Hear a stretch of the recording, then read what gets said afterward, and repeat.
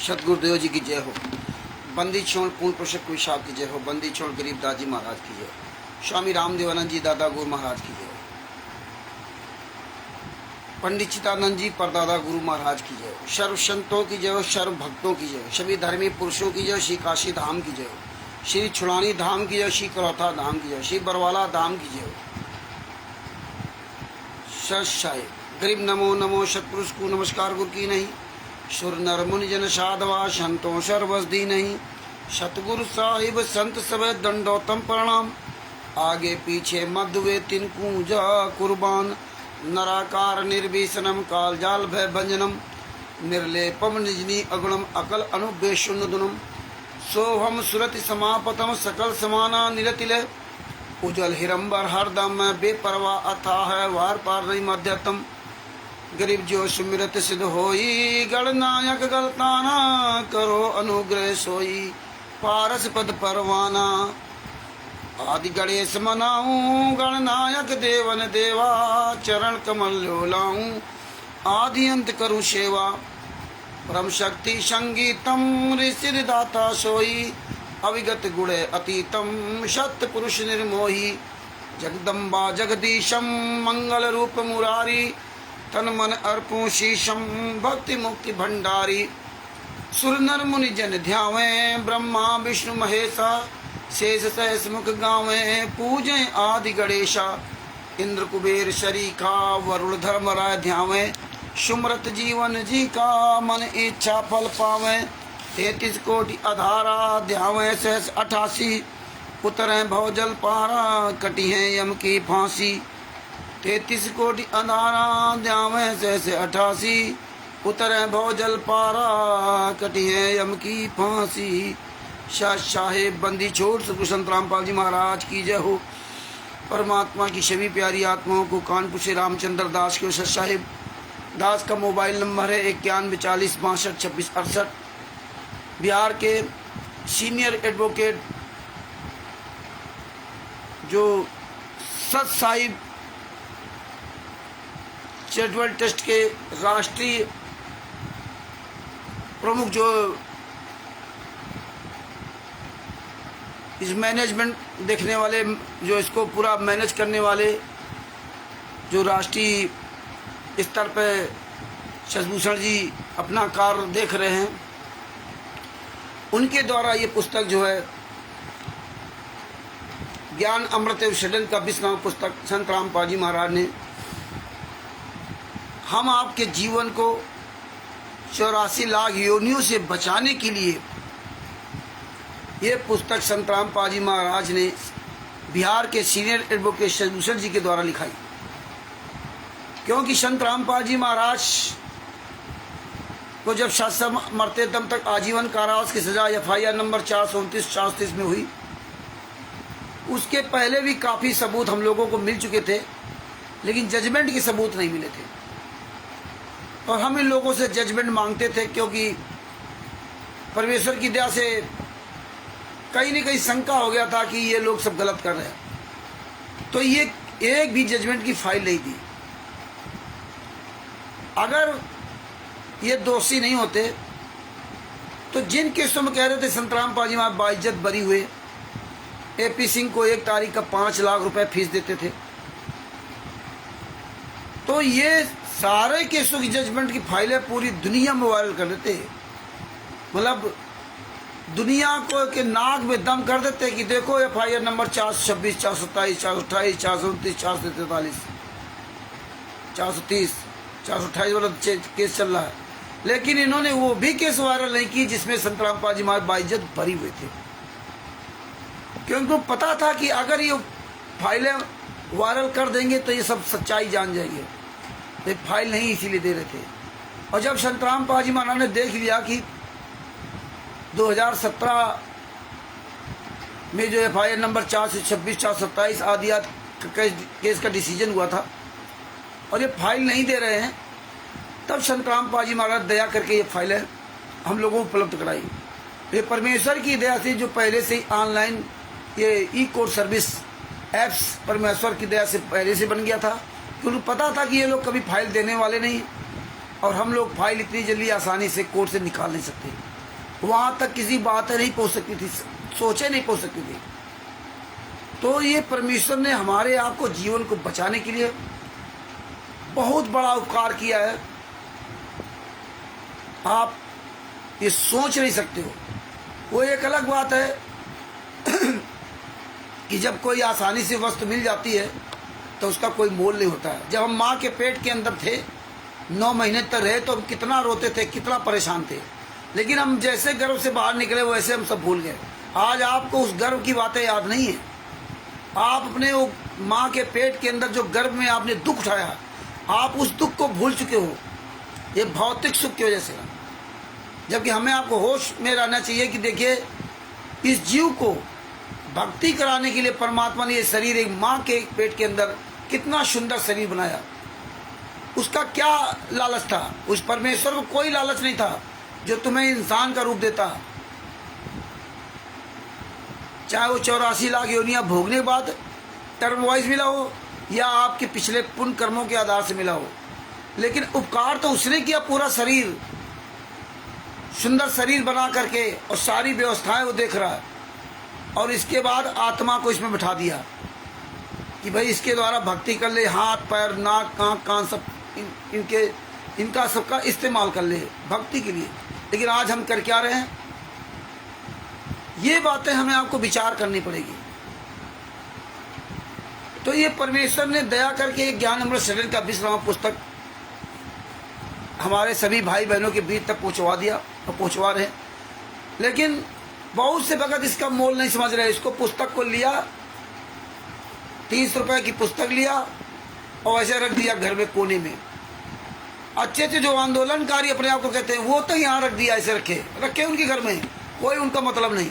ये पुस्तक में क्या लिखा, मतलब उनको इतना जरा सा भी अपने अंदर डर नहीं है, जरा सा भी अपने गुरु का उनका दुख नहीं है कि इसको रोज पढ़ करके एक वीडियो 5 मिनट बना डाल दें। जो डाल रहे हैं वो तो अच्छी बात है, और जो नहीं डाल रहे हैं उनको डालना चाहिए। इसको धर दिया ऐसे, बस बताते हैं हमारे पास पुस्तक है, और किसी को कुछ पूछ दो तो नहीं बता सकते। तो ये जो संत रामपाल जी महाराज के द्वारा आप पर उपकार किया जा रहा है, उस कबीर साहब ने आपके इतने बड़े उपकार किए, लेकिन आप उनका एहसान नहीं मान रहे।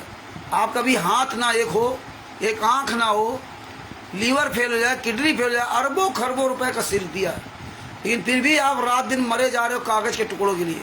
इस शरीर का सबसे ज्यादा इस्तेमाल आप वहीं कर रहे हो, अपने गुरु के लिए, अपने परमात्मा के लिए नहीं। अब इससे बड़ा और दुर्भाग्य क्या होगा जिसका गुरु 10 साल 11 साल तक यात्रा से रहा हो और वो शिष्य अपने गुरु के लिए 2 शब्द नहीं बोल पा रहा हो। ये बेकार है तुम्हारा शरीर, किसी काम का नहीं। आप कह रहे हो हम भेजते हैं वीडियो, लेकिन हम बोलते नहीं। तो बोलते क्यों नहीं हो? नहीं बोलते तो मत भेजो वीडियो। अगर आपको बोलना ही नहीं अपने गुरु के लिए तो फिर क्यों वीडियो भेजते हो? बेकार है, धिक्कार है तुम्हारी जिंदगी का। तो भगत भाइयों विचार करो, आवाज उठाओ, ये बहुत सही मौका है। आप सारी चीजें आपने देख ली, टोटल इनका फ्रॉड, पूरा मार्ग फ्रॉड। अब आप ये विचार कीजिए कि लगभग 625 साल पहले जब कबीर साहब इस पृथ्वी पर आए थे, तब उसमें कितना बड़ा अंधविश्वास था, कितना भयंकर अंधकार फैला था, कितनी भयंकर कुरीतियां थी, कैसे ऊंच नीच का मतलब कितना भयंकर तांडव फैला हुआ था। यहां तक लोग बताते हैं कि कोई नीच जात का आदमी उच्च जात के आज सामने से नहीं निकल सकता था, उसकी छाया नहीं पड़नी चाहिए। और अभी तक डॉक्टर भीमराव अंबेडकर जी के बारे में बताते हैं कि जो पढ़ते थे तो उनको पानी पिलाने वाला कोई पानी नहीं पिलाने वाला होता था, प्यासे बैठे रहते थे, मतलब नीच थे जात के, इसीलिए उच्च जात वाला उसको पानी नहीं पिला सकता। जब आएगा उच्च जात वाला अलग से पानी से डालेगा तब पिएगा। अपने गांव में बचपन में देखा है, जो बेचारे जिनको हम नीच जात कहते हैं वो हमारे घर में आते थे तो उनको पानी दूर से पिलाया जाता था, दूर से ना ऐसे लोटा कि छू न लें, कहीं टच ना कर लें। उस व्यक्ति का भगवान प्रसाद खा सकता है। हमारे गांव में हम तो जातिवाद नहीं मानते, जब से परमात्मा शरण आए और यहाँ शहर में है, शहर में तो ऐसे जातिवाद खत्म हो जाती है, लेकिन गांव में जिनको चमार कहते हैं, अब वो अगर भगवान की कथा करा रहे हैं तो भगवान उनका प्रसाद खा सकता है, लेकिन यादव ठाकुर पंडित नहीं खा सकता, और वो कथा भी पंडित कराएगा जाकर। बताइए, इतना बड़ा आज भी अभी भी ये अंधविश्वास फैला हुआ है। तो आप विचार कीजिए, जब कबीर साहब आए थे तो कितना, और आए क्यों थे? वो इसीलिए आए थे कि इतना बड़ा अंधकार फैला हुआ है, लोगों के अंदर इतना अंधविश्वास फैला हुआ है, और ये सब धर्मगुरु सब लूट खा रहे हैं, तब उनको अकेले इस पृथ्वी पर आना। अब असंख्य ब्रह्मांडों का मालिक, जहां हम आप सब थे सतलोक में, अपने कर्मों की वजह से आए, नहीं तो परमात्मा आपको आने नहीं देता। काल ब्रह्म की औकात को थोड़ी थी, और आपकी औकात नहीं थी कि आप अपनी मर्जी से आ सकते थे, लेकिन आप वहां से दिल से उतर गए, सबसे ज्यादा भाव आपके अंदर वहां आ गया। ऐसे आप यहां दिल से उतरोगे, आप पवन ठग, संजय ठग या मैनेजमेंट या रामचंद्र या शशिभूषण जी के अगर पीछे लगोगे या हम लोगों को मात दोगे, तो आप उस परमात्मा के दिल से उतर जाओगे। इसलिए 99% संगत जो भी हम एक साथ मिल करके ना एक योद्धा का युद्ध लड़े, वो एक अलग मैटर है, लेकिन हम एक दूसरे के पीछे न चले कि नहीं नहीं ये हमें बचाएगा, ये युद्ध करेगा, हम पीछे पीछे चलेंगे। हाँ, ये कर सकते हैं कि हम इसके द्वारा हम सीख ले सकते हैं, क्योंकि परमात्मा ही एक दूसरे को ये सीख दिलवाने का, एक दूसरे को माध्यम बनाते हैं। ये रामचंद्र महत्वपूर्ण नहीं है, शशिभूषण जी महत्वपूर्ण नहीं है, ये जो हम आपको बातें बता रहे हैं इस तरह से ना, ये मेरे बस का नहीं जो हम आपको बता सकूँ। इधर ही हम ज्ञानी होते तो आज पता नहीं कहाँ होते। तो ये कहने का मतलब है कि आप सतलोक की बात को याद रखिए, और वहाँ आपको कबीर साहब नहीं रोक पाए, इसके बाद ऊपर कबीर साहब यहाँ आपको आते हैं, यहाँ भक्ति करा करके ले जाने की बात करते हैं। तो ये इतना परिश्रम क्यों करते हैं, क्यों किया उन्होंने? और जब यहाँ आए तो यहाँ उस समय तो पूरे विश्व की आबादी लगभग 4 करोड़ थी, मात्र 4 करोड़, और उसमें 64 लाख शिष्य हुए। 4 करोड़ आबादी में 64 लाख शिष्य हुए, और आज भारत की आबादी 140 करोड़ है, और पहले पूरे वर्ल्ड की आबादी लगभग 4 करोड़ थी। 4 करोड़ 140 करोड़ केवल भारत की, और अन्य देशों की आबादी अगर सबकी जोड़ी जाए तो बताते 8.5 अरब आबादी है। बताइए, 8.5 अरब आबादी, लगभग 625 साल पहले जब 4 करोड़ थी, आज 8 अरब आबादी है। आप समझ लीजिए कितने लाखों गुना बढ़ गई आबादी। तो उस समय कबीर साहब पर ईंटा पत्थर मारे जाते थे, किस तरह उस समय तो बहुत भयंकर, मतलब जो जातिवाद प्रथा ये सब फैला हुआ था, लेकिन कबीर साहब ने किसी को प्रत्युत्तर नहीं दिया। ये भक्ति मार्ग में हमें दिखाया, ये भक्ति मार्ग में दिखाया कि उन्होंने कभी किसी को प्रत्युत्तर नहीं दिया। चाहते तो किसी को उड़ा देते हो, लेकिन उन्हें भक्ति की विधि के अनुसार, उनकी एक एक बात को समझिए आप, वो भक्ति की विधि के अनुसार चले।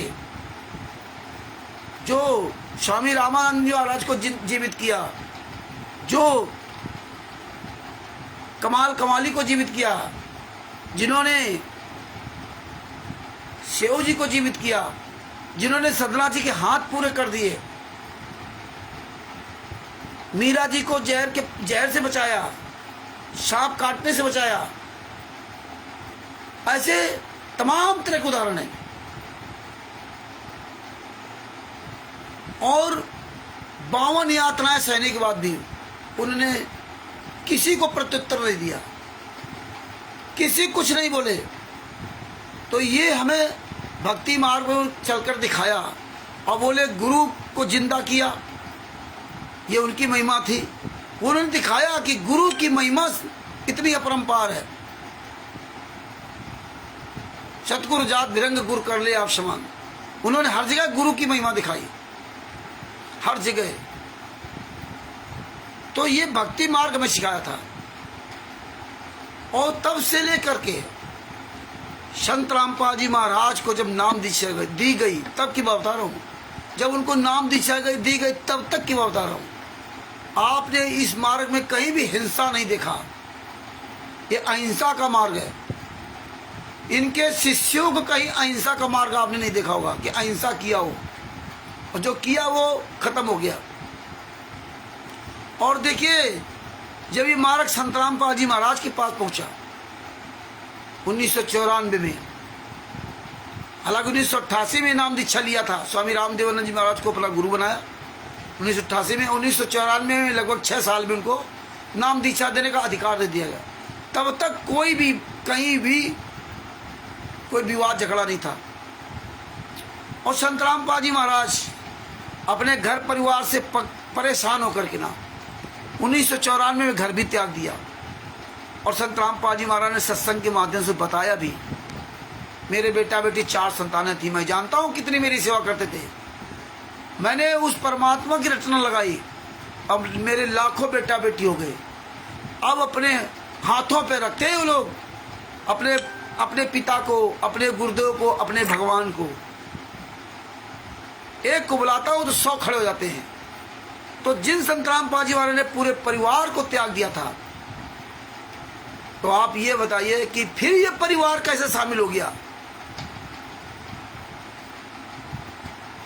संत रामपाल जी महाराज ने किसी को बद्दुआ नहीं दी, किसी को कोई थप्पड़ तक नहीं मारी। और जब वो घर छोड़ करके कुटिया बनाकर रहने लगे जींद में, तो खूब प्रचार प्रसार करने जाते रहे।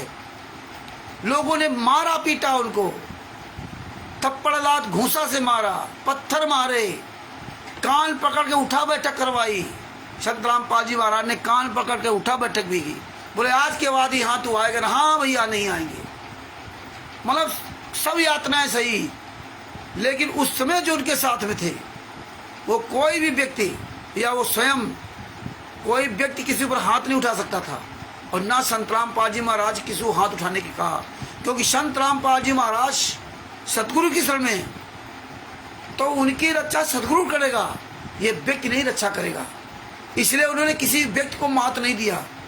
अगर आप सब समझदार हो तो आप ये समझिए किसी व्यक्ति को मात मत देना कि ये मेरी रक्षा करेगा।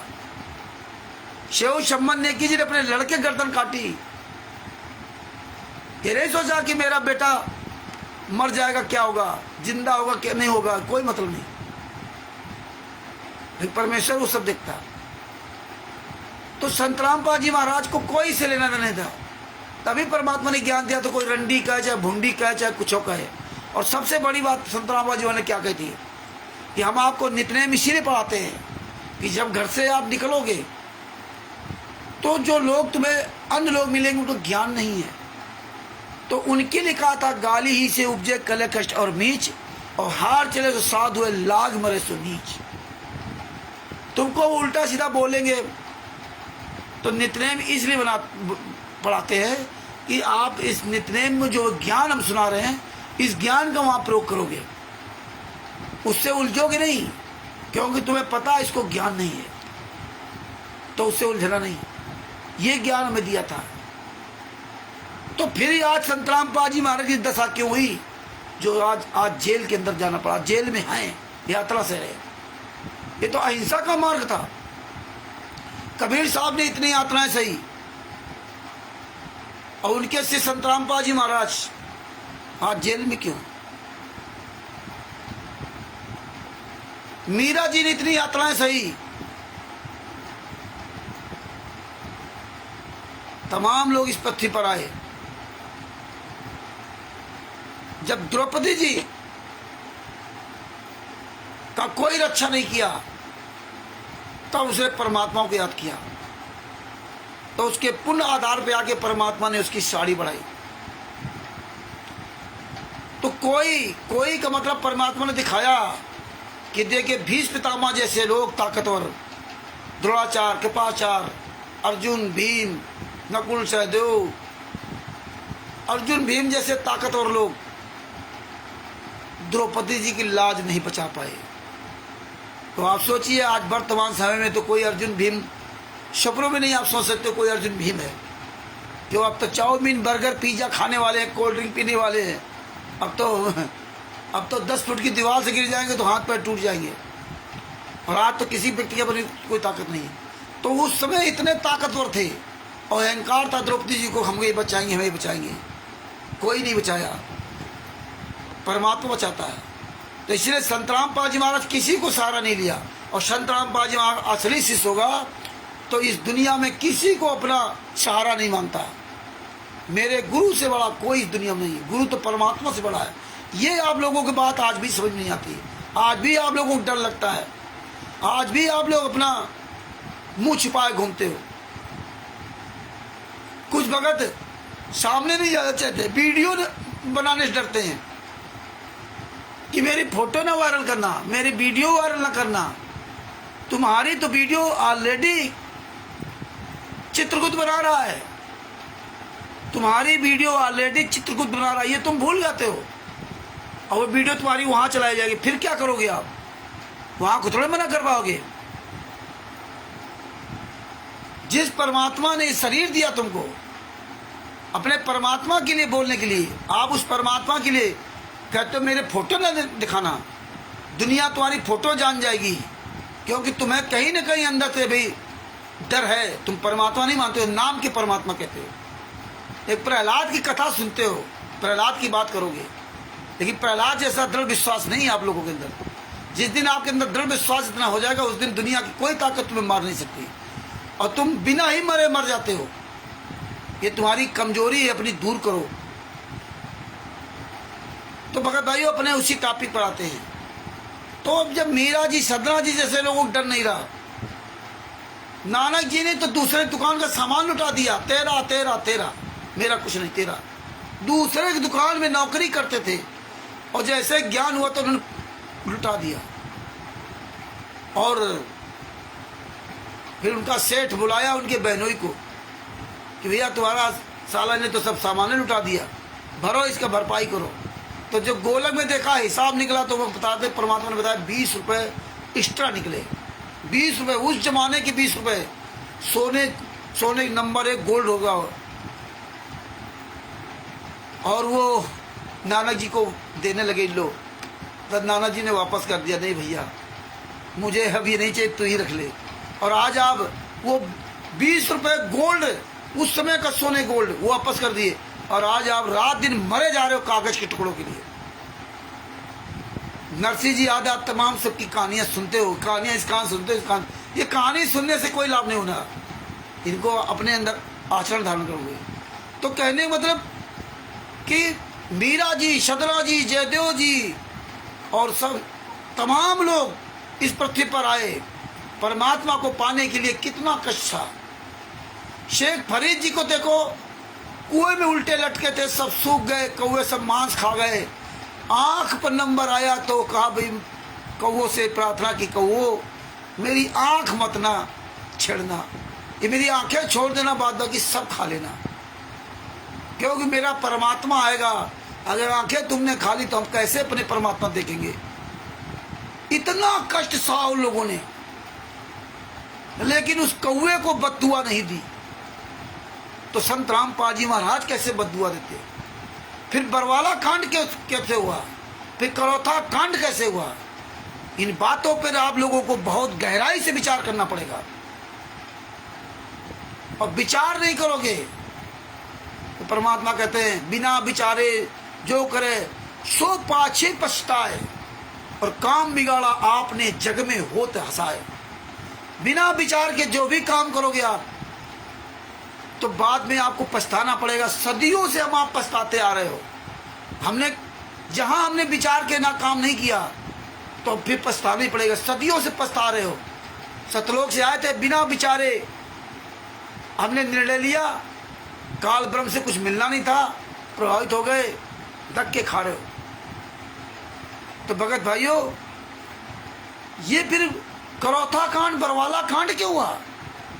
जो आज ये कहते हैं कि हम तो गुरु जी के आदेश से चलते, गुरु जी के आदेश से चलते, ये हमें आपको विचार करना चाहिए। मेन जड़ पे हमें ऑलराउंडर बनना पड़ेगा। ये नहीं कि इस कान से सुन रहे इस कान से निकाल दो। या तो ये रामचंद्र तो बकवास करते रहते हैं, और बताना था जब जब भूल पड़े ना, हम पुस्तक के बारे में नहीं बता रहे हैं। अब ये पता नहीं कहाँ से फालतू बात करने लगे।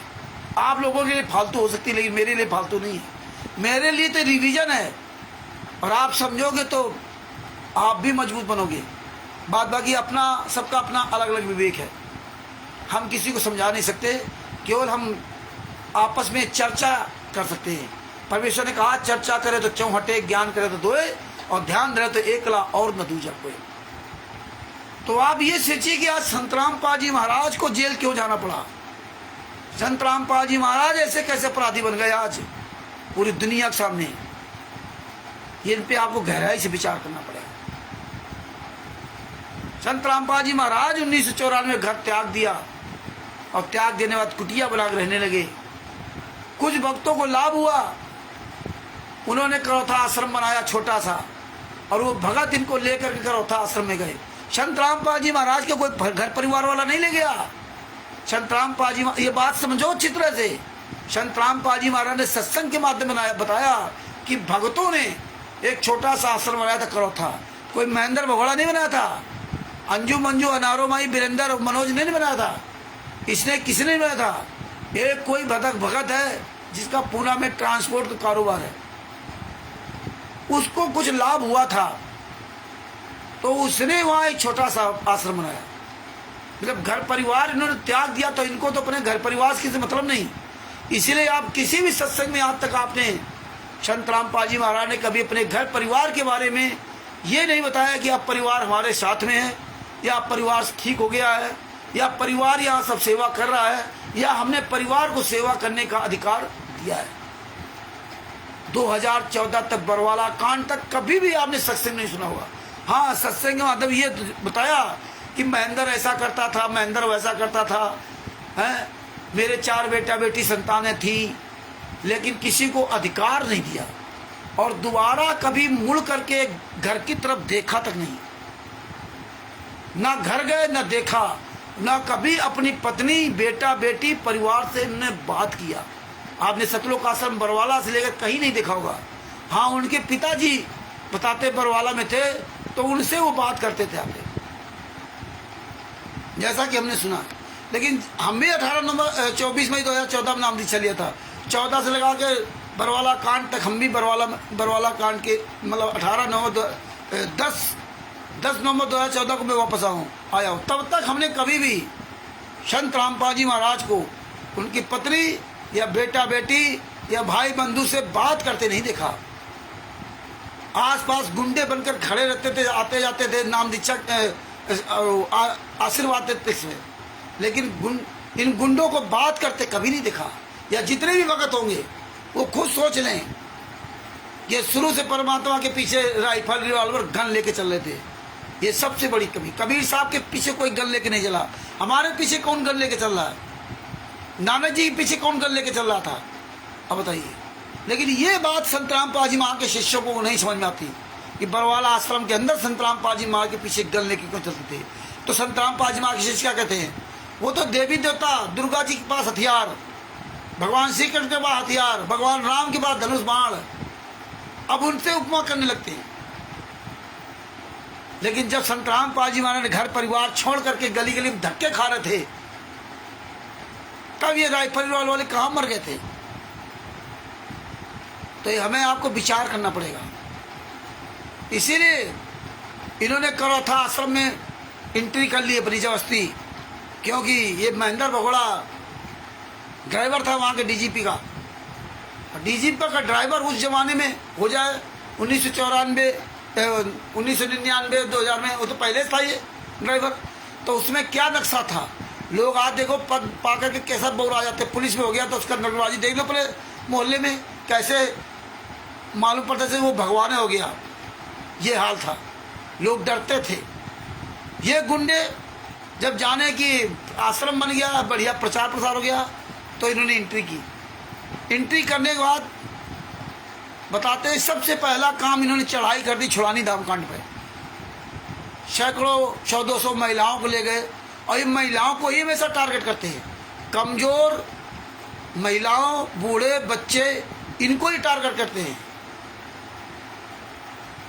क्योंकि ये मिट्टी के शेर है, ये ओरिजिनल शेर नहीं है, ये चापलूसी शेर है। तो छुड़ानी धाम में चढ़ाई कर दी, वहाँ इन्होंने मारपीट किया। वहाँ जो एक साधु था उसके नाक में रिवॉल्वर मार दिया, संतराम पाजी महाराज की बहनों ही नहीं। ये सब अपनी मर्जी से जा करके वहाँ गुंडई किया। अब बताइए, ये संतराम पाजी महाराज तो मार्ग ही नहीं है।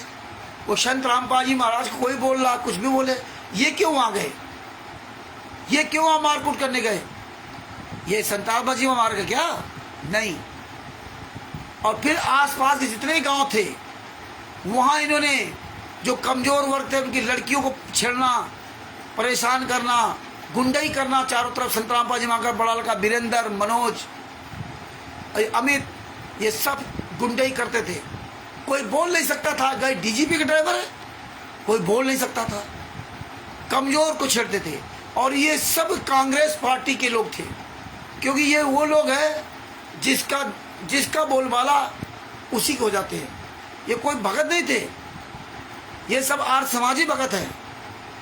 आर्य समाजी जो मेन आर्य समाजी वो इनके साथ नहीं थे, लेकिन कुछ तो किसी न के साथ हो जाते हैं, तो उनको भी साथ में लिया। कांग्रेस पार्टी को साथ में लिया, जो उसमें मुख्यमंत्री भूपेंद्र हुड्डा थे उनको साथ में लिया, और साथ में लेकर के इन्होंने करौथा कांड करवा दिया। करौथा कांड करवा दिया। कांड था ही नहीं, हमारे गुरुजी ने तो कुछ किया ही नहीं। ये जहाँ छुड़ानी धाम में ये मारपीट किए, आसपास गांव गली में ये मारपीट किए, और आज उसका परिणाम आपके सामने है कि आज उन्हीं गांव में जाकर के 12-12 लाख रुपए, 15-15 लाख रुपए, 70-70 लाख रुपए दे रहे हैं तुम्हारे दान पाठ दशांश के पैसे उन्हीं गांव में। और 16-17 साल तक केस चला, नतीजा क्या निकला? और सबसे बड़ी बात ये देखिए, इन्होंने प्लानिंग की तरह सब काम कराया। आज हम इसी बात को चर्चा कर लेते हैं, कल फिर इसकी चर्चा करेंगे। अभी बात स्टार्ट हो गई है तो ये बात पूरी होनी चाहिए, तभी आप सबके समझ में आएगी बात। तो भगत भाइयों, ये काम क्यों किया? क्योंकि ये सब प्लानिंग की तहत काम करते थे। क्योंकि ये डीजीपी का ड्राइवर था, तो डीजीपी का ड्राइवर था तो अच्छे अच्छे लोगों तक बैठना उठना था इसका। तो ये अपनी कुटिल चाल से, क्योंकि ये काल का दूत है, ये कुटिल चाल से सबसे सलाह ले करके और संत रामपाल जी वहाँ फंसाने का चक्रव्यूह रच दिया। इसीलिए हम कहते हैं 1999 से ये षड्यंत्र जा गया। 1999 पहले ये नजर नहीं आते थे। 1999 के पहले जब तक संत रामपाल जी महाराज जींद में कुटिया बना रहे, तब तक ये गुंडे कहीं नजर नहीं आते थे उनके आसपास। महेंद्र भगोड़ा, राम कुमार डाका, वीरेंद्र, मनोज, जबकि वीरेंद्र की और अंजू की संत रामपाल जी महाराज ने 1994 में शादी कर दी थी। अब बताइए, और मंजू और ये मनोज ये पढ़ते थे। मंजू को हमने फोन किया था कि जब संत रामपाल जी महाराज ने 1994 में घर छोड़ा था, क्यों छोड़ा था? क्योंकि वो परमात्मा हमें आपको तो पूरे परिवार के साथ रह करके भक्ति करना सिखाता। गरीबदास जी महाराज अपने पूरे परिवार के साथ रहे, और भी जितने मतलब थे वो सब अपने परिवार के साथ रहे। और स्वयं संत कबीर साहब ने मुँह बोला अपना परिवार बनाया, यहाँ पे माता पिता मुँह बोले और मुँह बोले बेटा बेटी, पूरा परिवार दिखाया। पूरा परिवार को पालना कैसे चाहिए वो भी दिखाया, भक्ति कैसे करनी चाहिए वो भी समझाया, और हमें दान पुण्य कैसे करना चाहिए, और वही करते थे। कहे कबीर पुकार के दोए बात लखिले, एक साहब की बंदगी और भूखों को कुछ दे। केवल दो ही काम करते थे, ये हमें आपको दिखाया। एक साहब की बंदगी मतलब वो भी भक्ति मार्ग हमें आपको दिखाया कि लोग हम नहीं करेंगे तो लोग कैसे करेंगे। शिष्य बनाया, गुरु बनाया, और भक्ति मार्ग का वही पूरी व्यवस्था करके दिखाई है। खुद मंत्र जाप करते थे और दिन भर मेहनत करते थे। अब मंत्र जाप करते हो ना करते हो, लेकिन उन्हें अपना रोल पूरा अदा किया। और इसके बाद देखिए मेहनत से कमाते थे, सूद काट कर कमाया। आज देखिए पवन टक, संजय टक, अरस गुंडे हराम को खा रहे, बढ़िया दान पाठ दशों का पैसा। कई भगत लोग भगत के बहाने लोगों को खूब लूटा गया।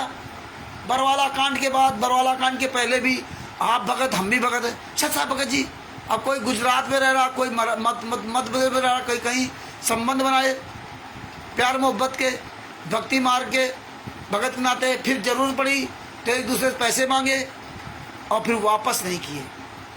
वो भगत फोन करता रहा, वो फोन उठाने बंद कर दिया। अब आप जा नहीं सकते महाराष्ट्र में पैसा लेने के लिए, आप जा नहीं सकते। तो ये बात उन लोगों ने फायदा उठाया कि यार इतनी दूर रहता है, ये क्या मेरा कर लेगा, ले लो पैसा।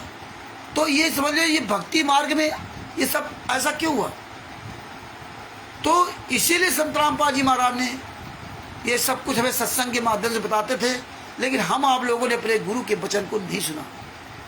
तो ये सब कांग्रेसी थे, कांग्रेसी और आर्य समाजी, और ये कांग्रेसियों ने मिलकर कांग्रेसी से मिलकर भूपेंद्र हुड्डा से मिलकर कांड कराया।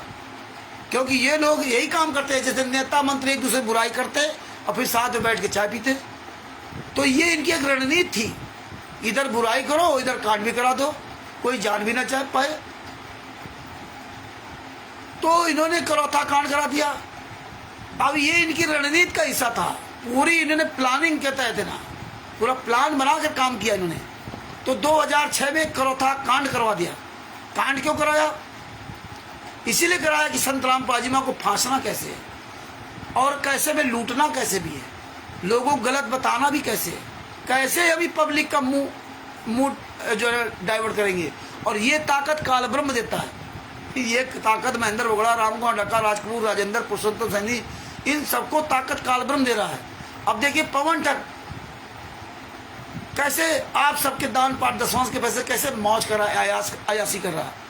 और यहाँ हम लोग अपना किसी तरह से इस पे स्ट्रगल कर रहे हैं, लेकिन उनके पास पैसा आ रहा अनाप शनाप जो मर्जी या करें, और ऐसा पैसा हमें नहीं चाहिए। और परमात्मा हमें आपको इसीलिए बचा रखा है, काम चलता रहेगा और काम चल रहा है और उनसे अच्छा काम चल रहा है। आज हम आप लोग बाहर मैदान में खुलकर बात कर रहे हैं, वो चोरों की तरह छुपे हुए हैं। तो इन्होंने प्लानिंग के तहत पूरा 2006 का करौथा कांड कराया। अब देखो करौथा कांड कराने के बाद क्या किया, भारतीय राष्ट्रीय जो कांग्रेस सरकार का जो मुख्यमंत्री भूपेंद्र हुड्डा था उससे मिलकर कांड कराया था। और ये जितने थे सब, ये उस समय ये थोड़े लोग थे, तो इन्होंने अपना वर्चस्व दिखा करके, अपना पावर दिखा करके, मार कूट गुंडाई करके ना कि हाँ हमारा इतना बड़ा पावर है। और इन्होंने, और जब भारतीय कांग्रेस की सरकार थी और कांग्रेस की सरकार में डीजीपी और डीजीपी का ड्राइवर महेंद्र, और इतना बड़ा कांड हो जाए तो कांग्रेस सरकार को तो इनको सबको निस्तनाबूद कर देना चाहिए था, अगर ये अपनी मर्जी से कराए होते हैं। फिर ये गालियां क्यों देते रहे? ये बातें आप सबको अपने दिल दिमाग में बसानी है। आपको इसीलिए ऑलराउंडर बनना होगा। जब कहीं जवाब सवाल होंगे तो ये आपको याद रखना होगा, ये कथा मत समझना। इसलिए यहाँ कान खोल के चलो कि भैया जब ये डीजीपी का ड्राइवर था महेंद्र भगोड़ा और उसमें कांग्रेस की सरकार थी और ये डीजीपी का ड्राइवर था, तो ये कांड कैसे हो गया? कांग्रेस की सरकार ने इन गद्दारों की ऐसी तैसी क्यों नहीं की हैं? इनकी क्या औकात थी? डीजीपी के ड्राइवर की क्या औकात थी मुख्यमंत्री के आगे? यही बातें हम आप नहीं सोच पाते, यही बातें नहीं सोचते। लेकिन ये बातें अब आप सोचिए कि यार ऐसा कैसे हुआ, डीजीपी का ड्राइवर और इसको सस्पेंड भी नहीं किया, ये नौकरी में रहा। और इसके बाद देखिए संत रामपाल जी महाराज को जेल में डाल दिया गया। संत रामपाल जी महाराज सहित 38 लोग थे, 38 में 37 लोग जमानत करा के बाहर आ गए। वही केस वही सब कुछ, और वही भूपेंद्र हुड्डा की सरकार। 38 में 37 लोगों ने अपनी जमानत करा ली, जेल से बाहर आ गए। लेकिन संत रामपाल जी महाराज की जमानत नहीं कराई। क्यों नहीं कराई? अब ये गुंडे नहीं कह सकते कि हमने जमानत के लिए प्रयास किया था लेकिन सरकार ने जमानत नहीं दिया, ये नहीं कह सकते। क्यों? क्योंकि कोर्ट ने जमानत नहीं दिया। हम प्रयास करते रहे, जमानत नहीं दिया, क्योंकि कोर्ट ने ही 22 महीने बाद संत रामपाल जी महाराज को पर्सनल बॉन्ड में जमा दिया। पर्सनल बॉन्ड में जमानत देने का मतलब ये होता है, और इन्होंने ये 22 महीने नहीं लगता, ये गुंडों ने जो है जमानत होने नहीं दे रहे थे। ये हर तरह से अपनी व्यवस्था बना रखे थे, हर तरह से ना। जैसे आज इन्होंने हाईजेक कर रखा, कोर्ट पोर्ट समझो, तो जमानत नहीं होने देते। 22 महीने नहीं लगता, ज़्यादा 3 महीना 4 महीने बाहर आ जाते, जमानत हो जाती, क्योंकि केस चलना है। और जब केस चलना है तो उसके लिए वकील चाहिए। और आज आपको अपनी बुद्धि विवेक सब खोल लेना चाहिए। आज आप पढ़े लिखे लोग हो। देखिए आरुषि हत्याकांड हुआ जिसमें वो लड़कों ने उस लड़की को मारा था, कितना केस हाईलाइट, कितना तेज हुआ, हाईलाइट हुआ था केस हो। सरकारी वकील देना पड़ा। जब सरकारी वकील मिलेगा तभी केस चलेगा। आमिर अजमल कसाब मुंबई में जो अटैक किया था कई साल पहले, बहुत लोगों को गोलियों से भून दिया था, ताज होटल पे आक्रमण किया था, उसको भी सरकारी वकील दे करके ना, मतलब तब केस चला था। सरकारी वकील तुरंत मिलता है, ये 22 महीने नहीं लगते हैं। इसके बाद आप देखिए अभी ताजा कांड है, अभी ताजा ज्यादा। कौन? जो अभी उस महिला ने जो अपने पति को अपने प्रेमी से मिल करके उसके 15-16 टुकड़े करके ड्रम में भर दिया, ये तो ताजा कांड है। अभी कितने दिन हुए जेल जाने में, और जेल जाते ही उसको सरकारी वकील मिलेगा, और अन्य भी वकील तैयार हो गए। लेकिन संत रामपाल जी महाराज का 22 महीने तक कोई वकील नहीं, 22 महीने तक कोर्ट ने भी जमानत नहीं दिया। बताइए, आप विचार कीजिए। तिमिरदूत पवन तक जेल गया, हिसार कोर्ट में, हिसार जेल नंबर 2 में, हिसार जेल नंबर 1 में, जब इन गुंडों ने उसके खिलाफ कार्रवाई की, उसको प्राइवेट वकील नहीं करने दिया, उसको भी लगभग 3 महीने में सरकारी वकील मिल गया। इन्होंने बहुत प्रयास किया रोकने के लिए, तीसरे महीने उसको सरकारी वकील मिल गया।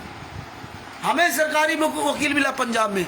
अरे जब तक वकील नहीं मिलेगा तब तक केस नहीं चलेगा। अब देखिए मेरा जो वकील था पंजाब का, इतना कमीना था कि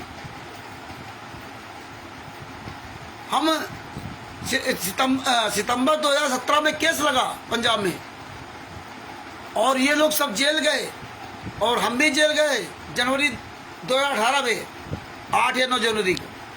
इसके पहले करण वगैरह 15-15 दिन जेल में रहे। हम जेल गए और जमानत कराई, जमानत करा के हम बाहर आ गए। और बाहर आने के बाद वकील ने, देखिए ये करण ठग ने जो वकील किया था, उस वकील ने 10 जुलाई 2020 को चार्जशीट दाखिल किया। अब सितंबर 2016 से लगा के 10 जुलाई 2020, सितंबर 2017 से लगा के लगभग 3 साल बाद चार्जशीट दाखिल किया। अब आप समझिए, 3 साल बाद, 3 साल तक चार्जशीट ही नहीं दाखिल किया। ये हालात। दिसंबर 2019 से 19 में मुझे पता चला सदूषण जी द्वारा कि तुम्हारी तारीख नहीं पड़ रही, तब इसके खिलाफ अभियान छेड़ा। तब इसने लॉकडाउन लग गया था मार्च 2020 से, तब जुलाई में इस कमीने ने चार्जशीट दाखिल करवाई। नहीं तो चार्जशीट दाखिले नहीं होती बात। ये हालात है। तो ये समझना पड़ेगा आपको कि 22 महीने तक संत रामपाल जी महाराज जेल में क्यों रहते, 22 महीने तक। और 22 महीने बाद, क्योंकि उस समय हो सकता कोई जज इनके मार्फत का हो जो ये अपना टरकाते रहे। जैसे कि 2006 में करौथा कांड हुआ, वही जो करौथा कांड की बात कर रहे हैं। और देखिए अभी जाके केस खत्म हुआ 2-3 साल पहले। क्यों? 16-17 साल तक केस चलता रहा, अभी भी चलता रहता वो। जब सुप्रीम कोर्ट ने संज्ञान लिया कि इतने साल तक ये केस कैसे चल रहा, इसको तुरंत 2021 में, सच बात ये है 2021 की बात है, 2021 में या 2022 में उसने पूरे भारत में जो 15-16 साल के केस पुराने थे, उसने एक डेडलाइन निर्धारित कर दी थी। 10 साल या 15 साल के ऐसे कुछ केस थे। इन केसों को मतलब इसी वर्ष यानी 2021 में या 2022 में, उस सन याद नहीं आ रहा, इनको हर हालत में लास्ट दिसंबर तक इनको केसों को हर हालत में डिस्पोजल करना है। तब जाके केस डिस्पोज हुआ था। नेट डिस्पोजल नहीं होता। तो ये बातें ध्यान रखिए आप लोग भूल जाते हो। जब भूल जाओगे तो फिर काहे कि आप इंसान, काहे कि आप भगत, काहे कि आप जवाब दे पाओगे किसी को। ये बातें दिमाग में भर लो, ऐसे नहीं लड़ना होगा। इसीलिए कह रहे पॉइंट टू पॉइंट बातें सपने में याद रखो। जूता भी चलाने में माहिर हो और पॉइंट टू पॉइंट बात करने में माहिर हो। एक एक पॉइंट, क्योंकि लीगल पॉइंट है, इसीलिए हमें उदाहरण एक दूसरे देख करके बताना पड़ता। और इतने साल तक परमेश्वर ने लगा रखा, इसलिए आपको ये बातें बता रहे हैं। लेकिन सुनने में बड़ा आपको आसान लगता है, लेकिन ये आपके जीवन को बचाएंगे, अन्न को भी आप बचाओगे अगर आप इस तरह पॉइंटों को ध्यान रखोगे। तो देखिए 22 महीने तक संत रामपाल जी महाराज जेल में क्यों रहना पड़ा? 22 महीने तक कोई केस ही नहीं चला, बताइए। मैक्सिमम 90 दिन में चार्जशीट दाखिल होने चाहिए। मैक्सिमम 90 दिन के अंदर चार्जशीट दाखिल हो जाना चाहिए, ये नियम है। और हमारा लगभग 3 साल तक चार्जशीट दाखिल नहीं किया। संत रामपाल जी महाराज की कोई चार्जशीट दाखिल नहीं हुई। और जब चार्जशीट दाखिल होगी तो केस चलेगा। जब केस चलेगा तो वकील होना चाहिए, और जब तक वकील नहीं होगा तब तक केस ही नहीं चलेगा। इसीलिए जो अभी तो मतलब किया, जो मेरठ वाला कांड हुआ, उसको वकील दिया गया, सरकारी वकील। प्राइवेट में वकील तैयार हो गए। और जो हत्या की थी और उसी हत्याकांड में AP सिंह वकील वकालत की थी उन हत्यारों की तरफ से ना। तो ये कानून हमें इजाजत देता है। तो ये बातें समझो कि 2006 में भी 22 महीने तक संत रामपाल जी महाराज को ये जेल से बाहर नहीं आने दिया। इनको पहले ही सरकारी वकील मिल जाता और बस जेल से बाहर आ जाते। मैक्सिमम ज़्यादा 2-3 महीना बस। चार्जशीट दाखिल का नंबर आएगा तो वकील होगा, बिना वकील के केस चलेगा ही नहीं। दोनों तरफ का वकील ही बहस करेगा। तो ये बातें आपको लीगली समझना पड़ेगा, ये इन गुंडों को जवाब देना पड़ेगा। इसके बाद देखो इन्हें क्या किया, ये इनकी प्लानिंग के तहत काम कर रहे थे। एक तो जेल में पड़े रहे, उस समय भी इन्होंने पूरा प्रयास किया था कि जेल से बाहर ना आए, लेकिन इन्होंने प्लानिंग के तहत काम किया था। जमानत क्यों नहीं कराई थी? क्योंकि इनको बरवाला कांड कराना था, इसलिए जमानत नहीं कराई। उस समय का जो जज था जिसने 22 महीने बाद पर्सनल बांड में संत रामपाल जी महाराज को जमानत दी, वो जज परमात्मा की बड़ी प्यारी आत्मा होगा जिसने पर्सनल बांड में जमानत दी थी। और इन गुंडों सबको दिखाने के लिए आज हमें आपको समझने की कि इन्होंने कितनी ताकत बड़ी लगाई थी, कितनी बड़ी ताकत लगाई थी कि 22 महीने तक संत रामपाल जी महाराज जमानत नहीं हो पाए। इन्होंने कितनी बड़ी ताकत लगाई कि 16-17 साल से केस चल रहा, वो केस कभी खत्म होने का नाम ही नहीं ले रहा। ये देशद्रोह का केस देख लीजिए, आज 11 साल 12 साल होने जा रहे। 2014 का करता कांड, 2014 का बरवाला कांड, और अभी तक उसमें लगभग 941 या 942 लोग हैं। और जो जिसमें 801 लोग हैं, उसमें अभी तक 11 साल में लगभग बताते हैं कि शायद 150 या 200 लोग हाजिर हुए। आप बताइए तो कितने साल लग जाएंगे, आप सोच नहीं सकते। ये ऐसे ये लिंगरान कराते, पेंडिंग कराते हैं, लगे रहो बर्फ में, लगे रहो। संत रामपाल जी महाराज जेल से बाहर ना आए। और हम आप लोग जो है इस बात को समझते नहीं, तो समझना पड़ेगा। जब समझोगे तभी दूसरों को बताओगे। इसीलिए हम आपसे कहते हैं आप सुनो, फिर आप भी बताओ, आप रिवीजन करो। कहीं समाज में होगे तो कम से कम आप ये बातें रख सकते हो। तो 2008 में यानी कि 22 महीने बाद संत रामपाल जी महाराज पर्सनल बांड में तो आए, पर्सनल बांड में जमानत तो मिली। और देखिए रोहतक कोर्ट ने संत रामपाल जी महाराज की हाजिरी माफी तक कर कि आज के बाद आपको कोर्ट की तारीख पे नहीं आना है। और ये गुंडे जानते थे कि संत रामपाल जी महाराज का कोई दोष नहीं है, क्योंकि गुंडे ही तो इन्होंने की, संत रामपाल जी महाराज कोई लेना देना नहीं। और ये पर्सनल बॉन्ड में बाहर आएंगे, हाजिरी माफी करवा हो गई, और जब हाजिरी माफी हो गई पर्सनल बॉन्ड पे आएंगे तो किसी कोई औचित्य नहीं रहा जमात का। भाई जमात किसी ने ली नहीं, अब पर्सनल बॉन्ड में बाहर आ गए जेल से, और हाजिरी माफी ना भी होती तो भी ये कोर्ट नहीं जाने देते। लेकिन हाजिरी माफी होने के बाद भी ये चैन से नहीं बैठे, ये जानते थे कि अरे हमारा तो बना बनाया सब खेल बिगड़ गया, 22 महीने जेल में रहे, इसके बाद जेल से बाहर आ गए, अब इनको तो कोर्ट भी नहीं जाना, संतराम पाजी माँ को तारीफ पर भी नहीं जाना, जज ने तो इनको मतलब जो है छूट दे दी पूरी, तो ये अपना ये चैन से कहाँ बैठना। तब इन्होंने 2012 में फिर हत्याकांड करा दिया, 2013 में करा दिया, उसमें भी एक व्यक्ति मर गया। उस समय वो आश्रम पुलिस की कस्टडी था, वो केस संतराम पाजी मारा पर नहीं लगा, नहीं वो भी लगा देते, उसमें भी इन्होंने मरवा दिया। और इसके बाद इन्होंने नाकों चढ़वा दिया वहाँ पर प्रशासन को। तब प्रशासन ने संतराम पाजी और गाज किसको गिरी, संतराम पाजी मार पर। गलत काम करे ये करे, गलत काम ये करें और बदनाम संतराम पाजी मारा। तब कोर्ट ने इनकी जो है जो इनको वो छूट दे रखी तारीख पर, इनके अच्छे आचरण की वजह से छूट दे रखी थी, तो जो वो भी कैंसिल कर दिया गया। अब आपको तारीख पर आना है। तो रोहतक कोर्ट दूर होने के कारण इतनी छूट दे दी कि आप हिसार कोर्ट में वीडियो कॉन्फ्रेंस के द्वारा आप तारीख ले लेना। कुछ प्रॉब्लम थी उसमें, ये इन लोगों ने ये मतलब सिस्टम रखा कि हमें यहाँ हिसार कोर्ट में जो है ना तारीख के लिए मतलब जो है कहा जाए। तो ये तो 2010 से 2008 में जेल से बाहर संतराम पाजी मारा जाए, और 2010 से इन्होंने राष्ट्रीय समाज सेवा से बना ली मानसरोवर पार्क में रोहतक में, और इन्होंने सारे अपने पदाधिकारी नियुक्त कर लिए, फर्जी कोई रजिस्ट्रेशन नहीं इसका। और देखिए काले कमांडो बना लिए, सारी अपनी तैयारी कर ली।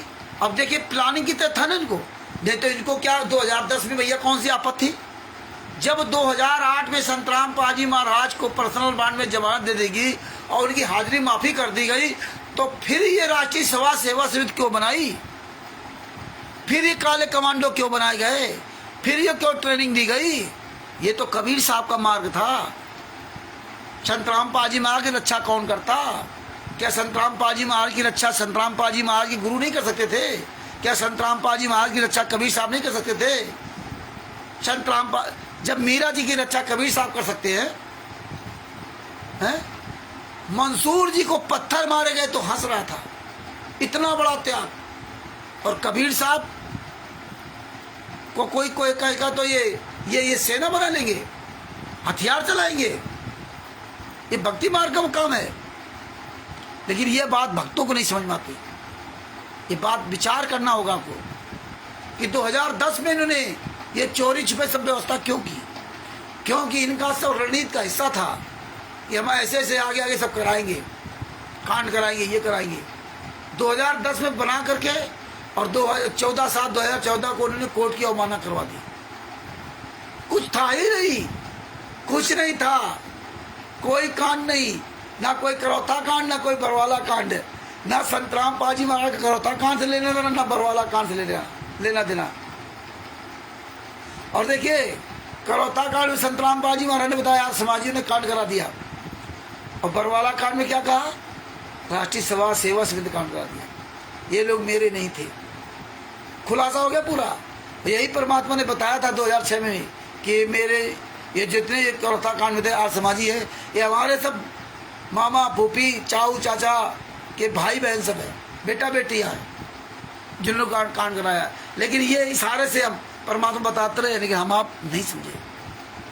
तो वही इन्होंने 2010 में राष्ट्रीय समाज सेवा से बना ली। और देखिए सबसे बड़ी बात, ये देखो कितने बड़े हरामजादे लोग हैं ये कांग्रेस पार्टी के लोग, ये आर्य समाजी लोग। वो आर्य समाजी नहीं, ये जो आर्य समाज में शामिल थे, इन्होंने कांग्रेस पार्टी से मिलकर करौता कांड करवा दिया और वो आश्रम बंद करवा दिया। और उसी कांग्रेस पार्टी से मिलकर के ना बरवाला आश्रम बनवा दिया, दौलतपुर आश्रम चल रहा है।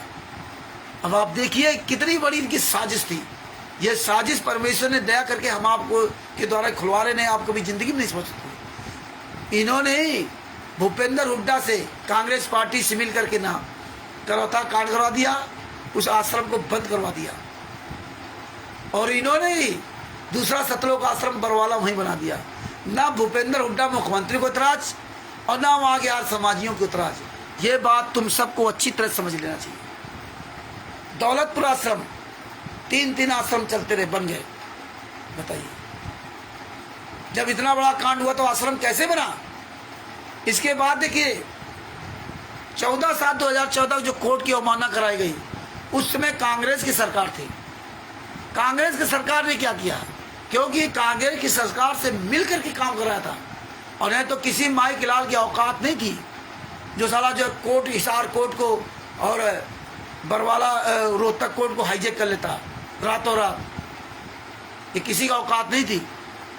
काले कमांडो पूरा रोड हाईजेक कर लिया, और सरकार मुख से बनी रही। पूरा दिन उन्हें नंगनाच किया, कोई मतलब नहीं। सरकार क्या करती रही? क्योंकि तमाशा देखती रही। और गाज किसके ऊपर गिरी? बाद में संत रामपाल महाराज। ये काले कमांडो क्यों नहीं पकड़े गए?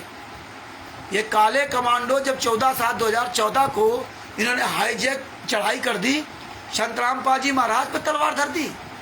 ये काले कमांडो रोहतक में और हिसार कोर्ट में पूरा हाईजैक कर लिया। इन पर कोई केस नहीं, इन पर कोई मुकदमा नहीं। ये देखिए अन्याय कांग्रेस पार्टी का, ये इन गुंडों का पूरा साथ दिया। ये काले कमांडो सब तैयार करके पूरा रात में हाईजैक कर लेना, यह पूरी पुलिस प्रशासन, पूरी वहां की सरकार की पूरी ये चाल थी। अब ये बातें आपके सबके धीरे धीरे जेल में आना चाहिए, ये सब बताना चाहिए। यार ऐसा कैसे हो गया है? साला कोई परिंदा पर नहीं मार सकता, और आपने संत रामपाल जी महाराज पर ठोक दिया। संत रामपाल जी महाराज कोर्ट की अवमानना केस लगवा दिया है। अगर कोर्ट की अवमानना केस लगवा दिया तो संत रामपाल जी महाराज ने चंडीगढ़ हाईकोर्ट में जवाब दिया, ये मेरे काले कमांडो नहीं थे। बाकायदे उन्होंने एफिडेविट दिया, ये राष्ट्रीय समाज सेवा समिति थे, इसका संचालक रामकुमार ढाका है। फिर भी सरकार ने ये काले कमांडो क्यों नहीं पकड़ा? ये पवन टक, संजय टक जो कमांडो बने थे, ये हरामजादे आज भी बाहर मौज कैसे कर रहे हैं? इस सरकार की जिम्मेदारी नहीं थी क्या? क्योंकि सरकार से क्या लेना, हमें तो संत रामपाल जी महाराज को अंदर ठोकना था। जी हालात जब 26/8/2014 को संत रामपाल जी महाराज ने चंडीगढ़ हाईकोर्ट में लिख के दिया, और वहां रामकुमार ढाका ने भी लिख के दिया। जब चंडीगढ़ हाईकोर्ट को जो संत रामपाल जी महाराज जब ये एफिडेविट दिया, तो चंडीगढ़ हाईकोर्ट ने तुरंत तलब किया रामकुमार ढाका को। रामकुमार ढाका ने वहां जवाब दिया कि राष्ट्रीय समाज सेवा मेरी है, मैं उसका अध्यक्ष हूं, लेकिन जो इसमें नाम दीक्षा लेते हैं ये जितने लोग हैं वो संत रामपाल जी महाराज से नाम दीक्षा लेने के बाद ही राष्ट्रीय समाज सेवा समिति का वो सदस्य बनाया जाता है।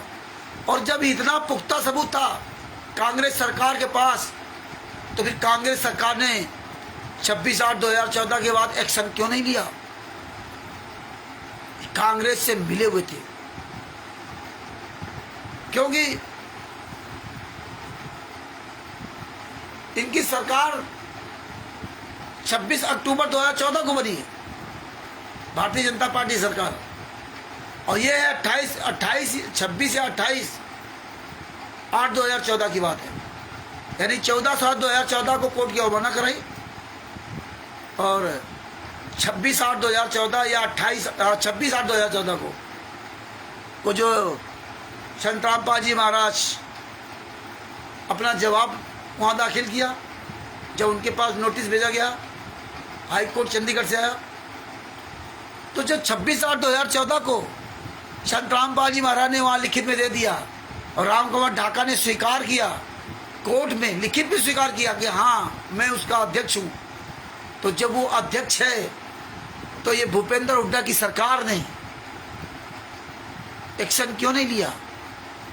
कि भाई काले कमांडो कैसे लगा दिए, क्यों नहीं दिया 26 अक्टूबर 2014, 26/8/2014 को, मतलब 26 अगस्त 2014 को, और 26 अक्टूबर 2014 को उनकी सरकार बनी भारतीय जनता पार्टी की। इसमें अक्टूबर मतलब 10वें महीने में, ये 8वें महीने की बात है, 8वां 9वां महीना ये कैसे गुजर गया? ये भारतीय कांग्रेस ने क्यों नहीं एक्शन लिया इस पे? ये सब अंदर हो जाते हैं। ये बात आप सब लोगों को, ये मेन पॉइंट याद रखना चाहिए। ये मेन पॉइंट पूरी दुनिया के सामने बताओ कि भारतीय कांग्रेस पार्टी का मुख्यमंत्री जो था, ये सब मिलकर के कांड कराए थे। ये सब कांग्रेसी बन गए थे, और कांग्रेस बीजेपी ये सब एक दूसरे से मिले हुए हैं, सब एक दूसरे का सब सहयोग करते हैं। तो ये पॉइंट याद रखिए कि 26/8/2014 का जो लेटर था, जब चंडीगढ़ हाई कोर्ट में सारा फाइनल हो गया था कि मेन ये है, और उसने खुद स्वीकार किया, तो क्यों नहीं वहां के मुख्यमंत्री ने एक्शन लिया? अगर इस पर एक्शन लिया होता, क्यों नहीं वहां के थाने ने एक्शन लिया? हिसार कोर्ट ने एक्शन क्यों नहीं लिया? हिसार कोर्ट ने एक्शन क्यों नहीं लिया? चंडीगढ़ हाई कोर्ट ने एक्शन क्यों नहीं लिया? जब ये क्लियर हो गया था कि ये है, तो फिर चंडीगढ़ हाई कोर्ट ने ये राम कुमार ढाका को जवाब तलब करने के बाद ये सारी पकड़ धकड़ क्यों नहीं की?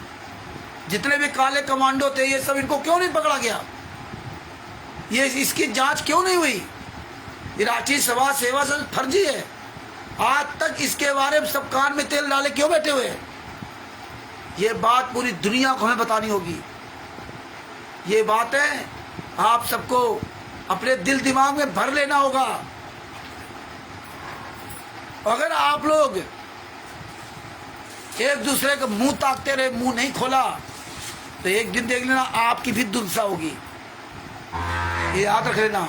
और तुम्हारी दुर्दशा तो वो होगी कि 84 लाख योनियों में कुत्ता गधा सुअर बने घूमोगे, तरसोगे इस मुख को, इस शरीर को। इसलिए समय रहते आप लोग अपने अपने मुख को खोल लो।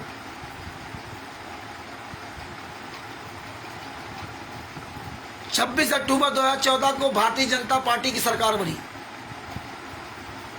और मात्र 18 नवंबर 2014, यानी कि अक्टूबर नवंबर, मात्र 20-22 के दिन, 20-22 दिन में ही बरवाला कांड हो गया। क्यों हुआ? ये सरकार क्या करती रही? जब कोर्ट संत रामपाल जी महाराज को बुलाता रहा, क्यों बुलाता रहा कोर्ट? कोर्ट जो है संत रामपाल जी महाराज को तारीख पे क्यों बुलाता रहा?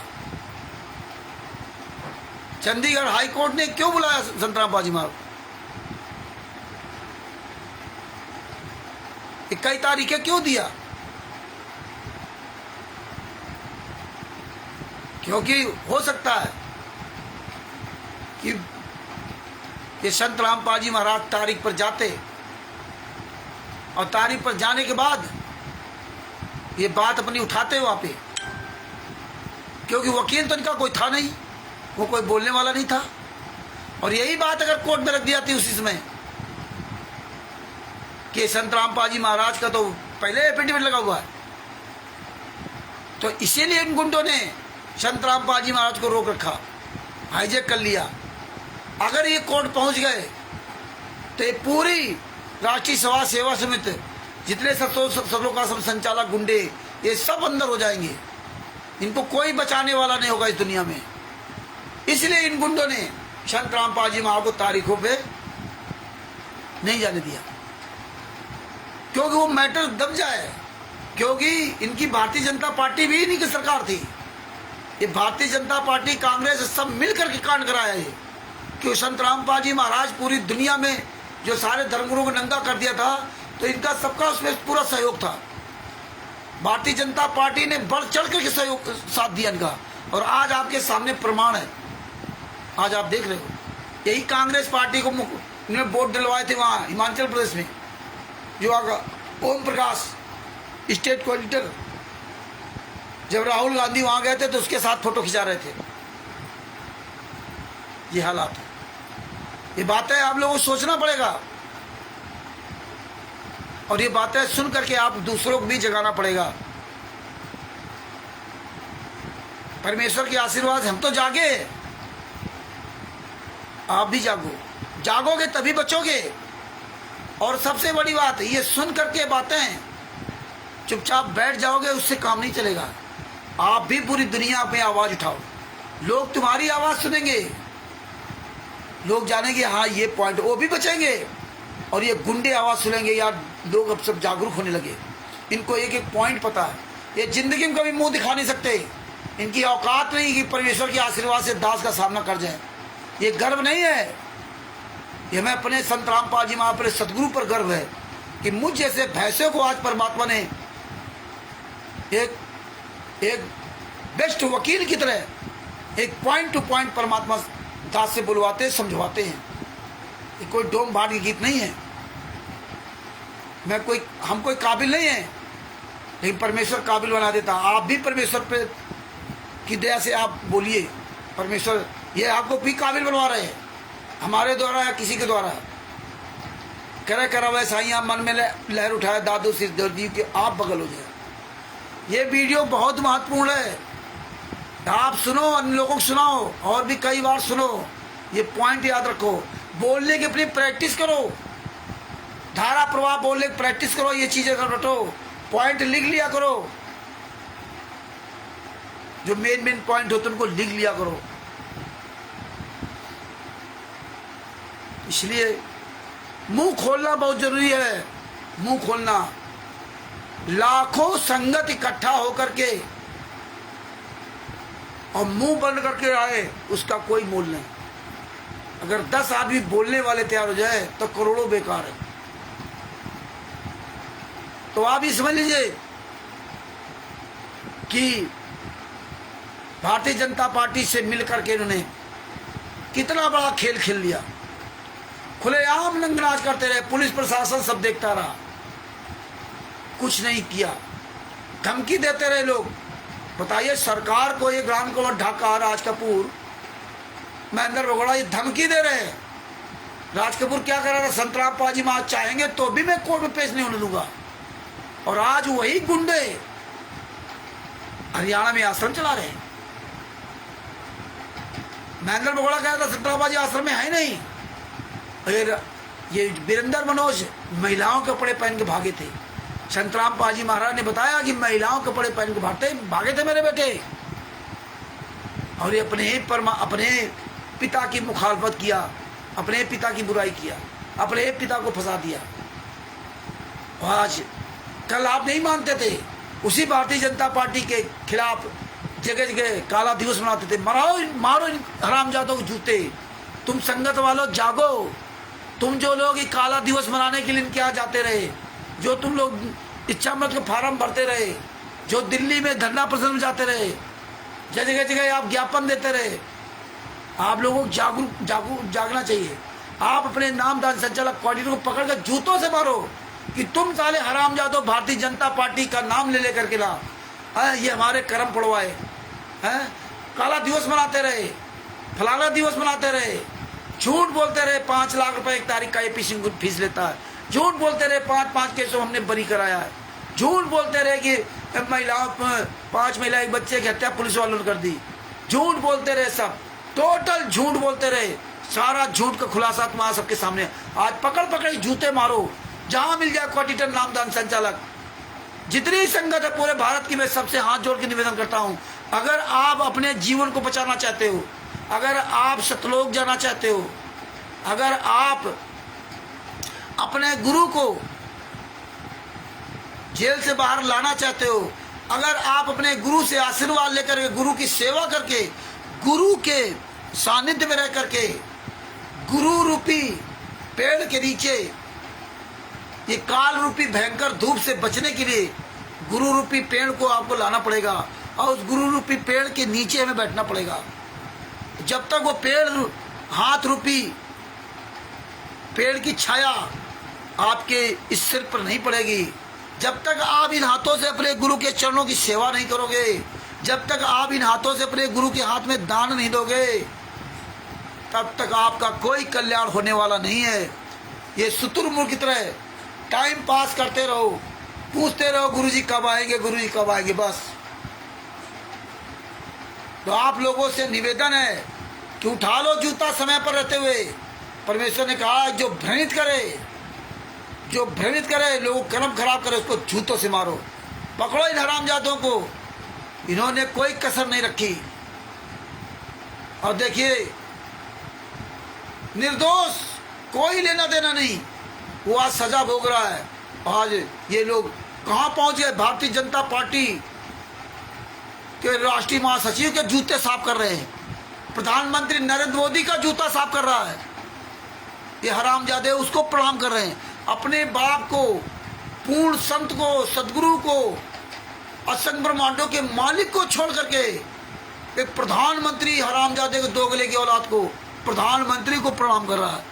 ये वीरेंद्र संतराम पाजी माँ का लड़का जो 5 महीने के बच्चे की हत्या कर दी, ये साले कायर हरामजादे, असंख्य ब्रह्मांडों वाले। परमात्मा कहते 7 दिवनों खंड में गुरु से बड़ा न कोई, और करता करे न कर सके गुरु करे सोए। 7 दिवनों खंड में गुरु से बड़ा न कोई, और करता करे न कर सके गुरु करे सोए। गुरु गोविंद दोनों खड़े किसके लागू पाए, बलिहारी गुरु आपने गोविंद दिए मिलाए। अरे तू साले कमीने की औलाद उस प्रधानमंत्री को नमन कर रहा है जो 10 लाख का सूट पहनता हमारे आपके टैक्स पैसे से। वही तुम हरामजादो जो कपड़े पहने हो, जो प्रधानमंत्री के पास खड़े हुए कपड़े पहन करके, ये हमारे भाई बहनों के दान पाठ दसवंश के पैसे से तुम कपड़े पहने हुए हो। तुम हरामजादे अपनी कमाई से आप एक दाना नहीं खरीद के खा सकते। पवन टक, संजय टक, आरएसएस गुंडो, तुम अपनी मेहनत की कमाई से एक दाना खरीद कर नहीं खा सकते। तुम्हारे कर्म क्या होंगे? कितने पाप तुम लाद रहे हो, कितना लोगों का, जो लोगों को छल कपट रहे हो, वो तुम्हारे पर पाप लद रहा है।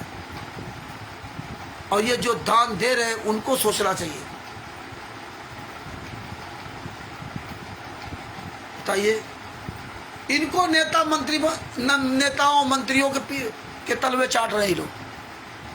पूरी लॉबी देखिए, नायब सिंह सैनी हरियाणा का मुख्यमंत्री, उसके जूते साफ कर रहे हैं। बताइए, वोट चाहिए इनको, वोट। आसाराम जी के यहाँ नहीं तलवे चाटने जाते।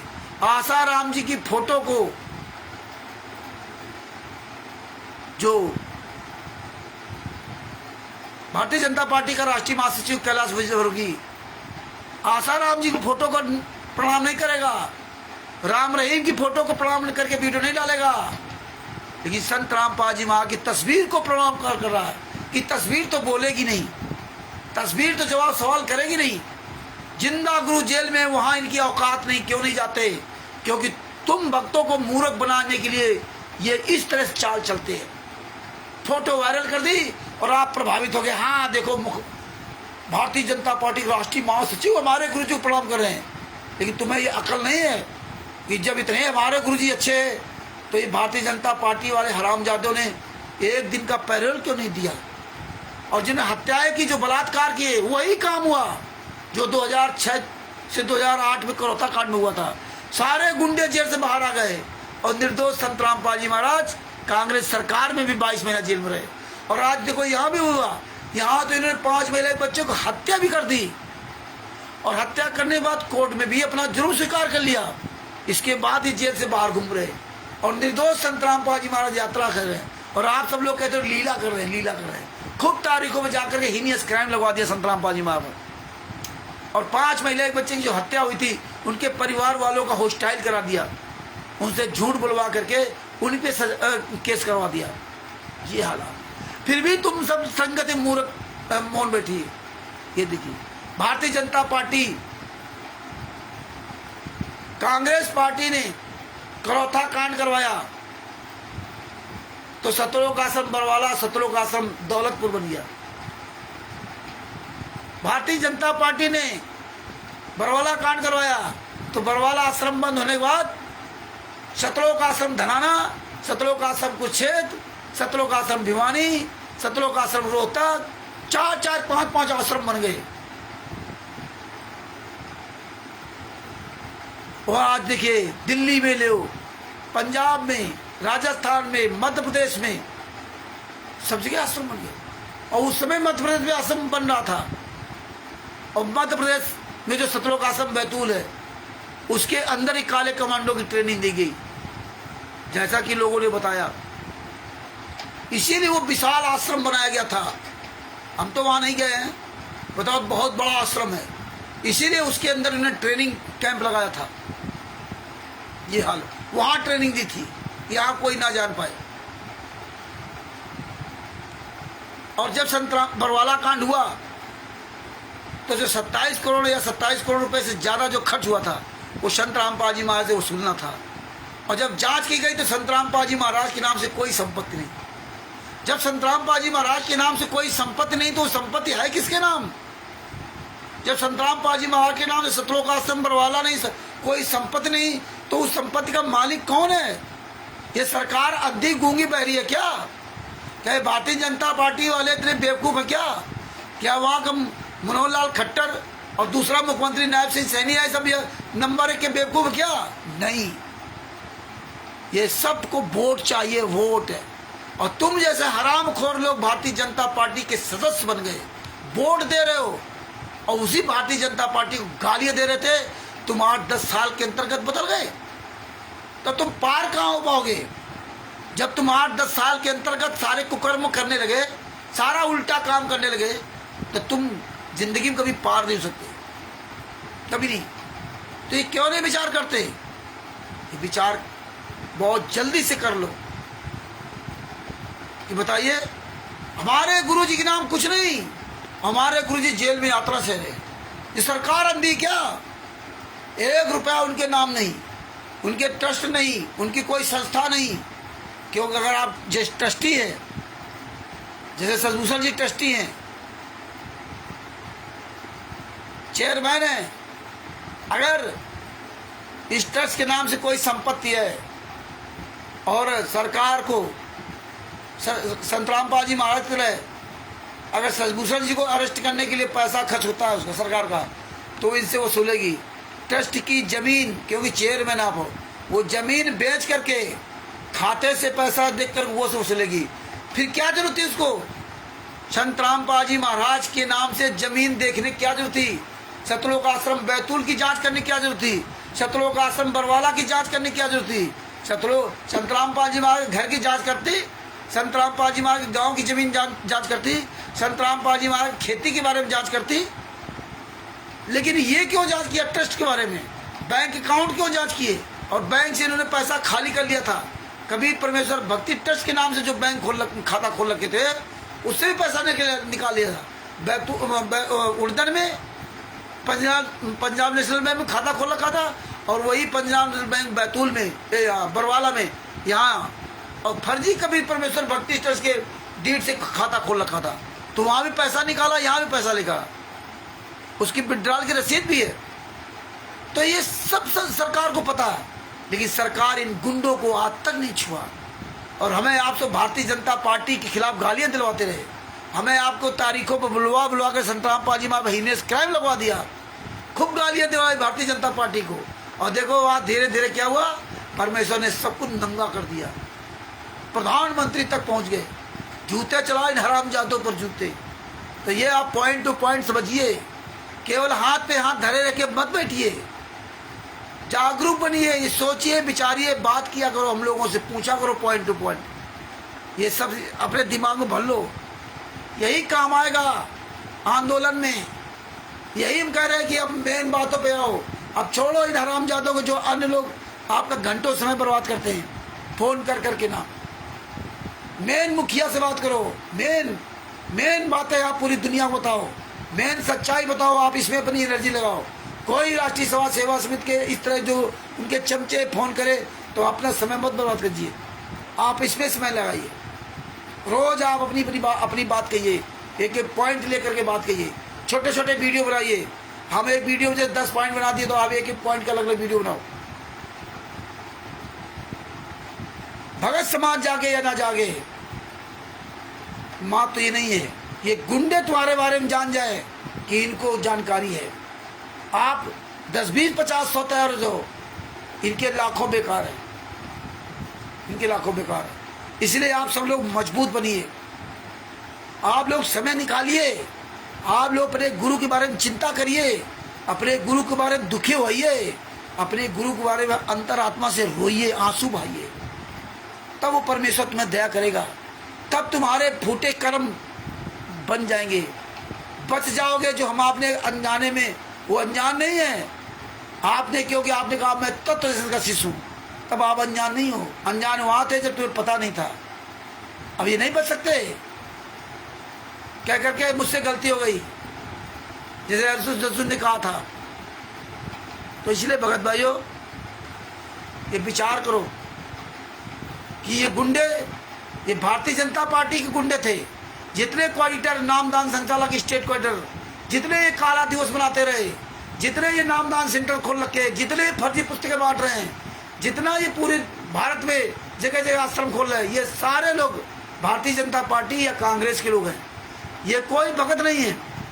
नहीं तो आज जो हमारे कानपुर का कोऑर्डिनेटर संजय कटियार और सुग्रीव प्रसाद मौर्य नामदान संचालक जो शार नामी, अब इन गद्दारों को तो इतनी तो अकल होनी चाहिए ना कि यार हम जिस भारतीय जनता पार्टी के खिलाफ काला दिवस मनाते रहे, या अन्य जितने भी कोऑर्डिनेटर नामदान संचालक है, तुम हरामजादो साले दोगले की औलादो, तुम भारतीय जनता पार्टी के खिलाफ काला दिवस मनाते रहे, तुम भारतीय जनता पार्टी के खिलाफ धरना प्रदर्शन देते रहे, तुम भारतीय जनता पार्टी के खिलाफ जगह जगह ज्ञापन देते रहे, तुम भारतीय जनता पार्टी के खिलाफ 6 मत के फार्म तक हम लोग भरवाए।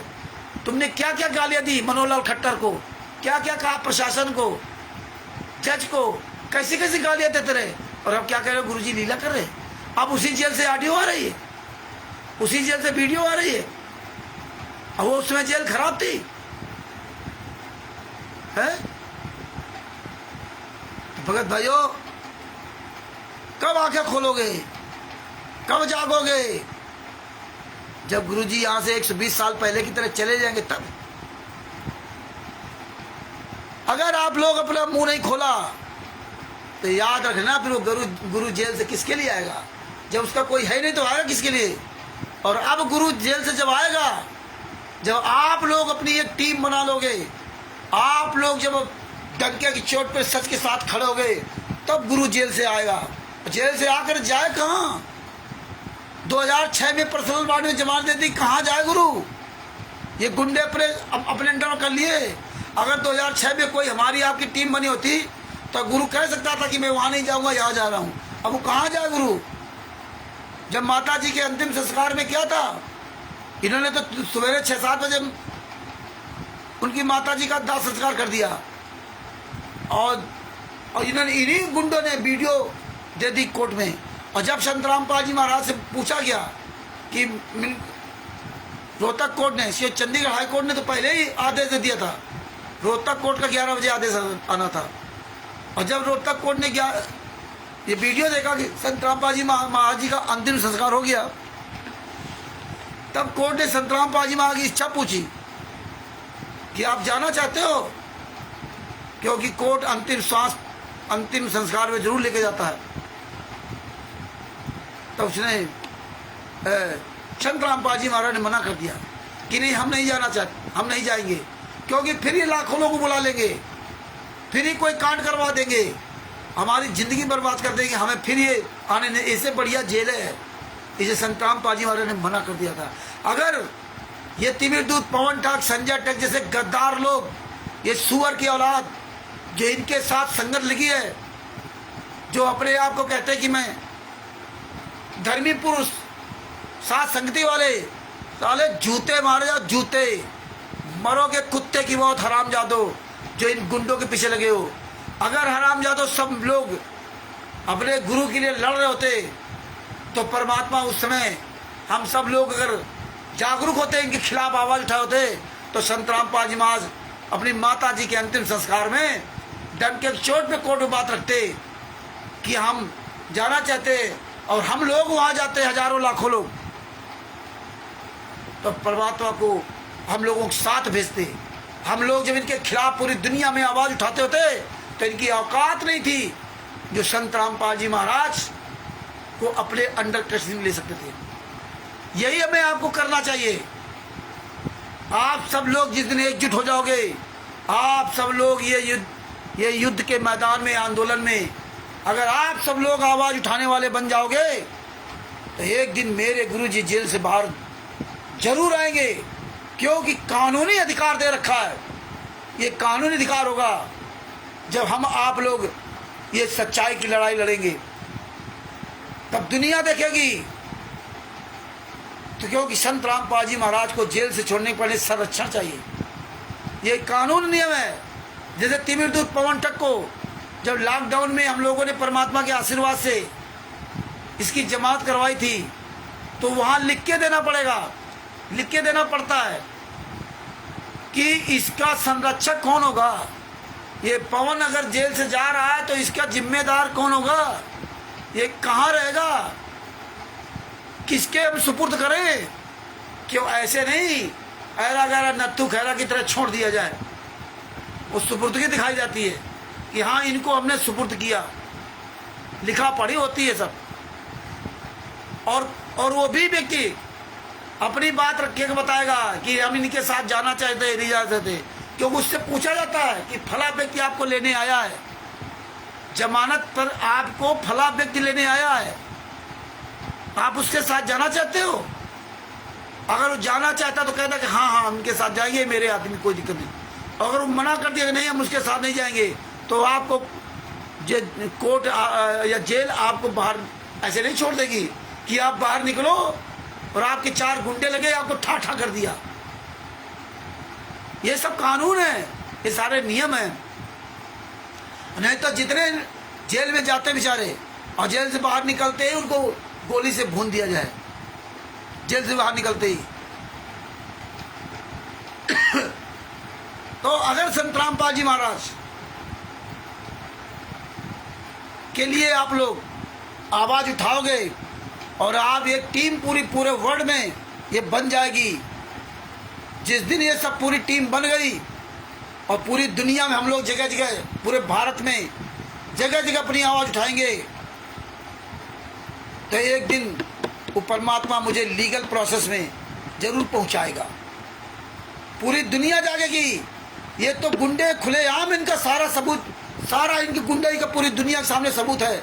आप सबके पास सबूत है। ये कैसे मुंह दिखा सकते? राष्ट्रीय समाज सेवा समिति का ये भी गुंडा, कोई भी नामदान संचालक, कोई भी स्टेट कलेक्टर, कोई भी पुस्तक बेचने वाला, किसी की औकात नहीं है जो संत रामपाल जी महाराज की तस्वीर लगा ले। केवल आप लोग जाग जाओ, इनकी औकात नहीं, मुंह दिखाने काबिल नहीं है। आज कहीं भी कोऑर्डिनेटर नामदान संचालक मुंह दिखाने काबिल नहीं। इन गुंडों का पूरा काला चिट्ठा पूरी दुनिया में वायरल है। इनके रिश्ते नातेदार सब जान रहे हैं, इसीलिए हम कहें कोऑर्डिनेटर नामदान संचालक को जूता चलाओ, क्योंकि रिश्ते नातेदार देखे। वकीलों पर जूता चलाओ, क्योंकि ये जूते से मानेंगे, ये बातों से नहीं मानने वाले नहीं है।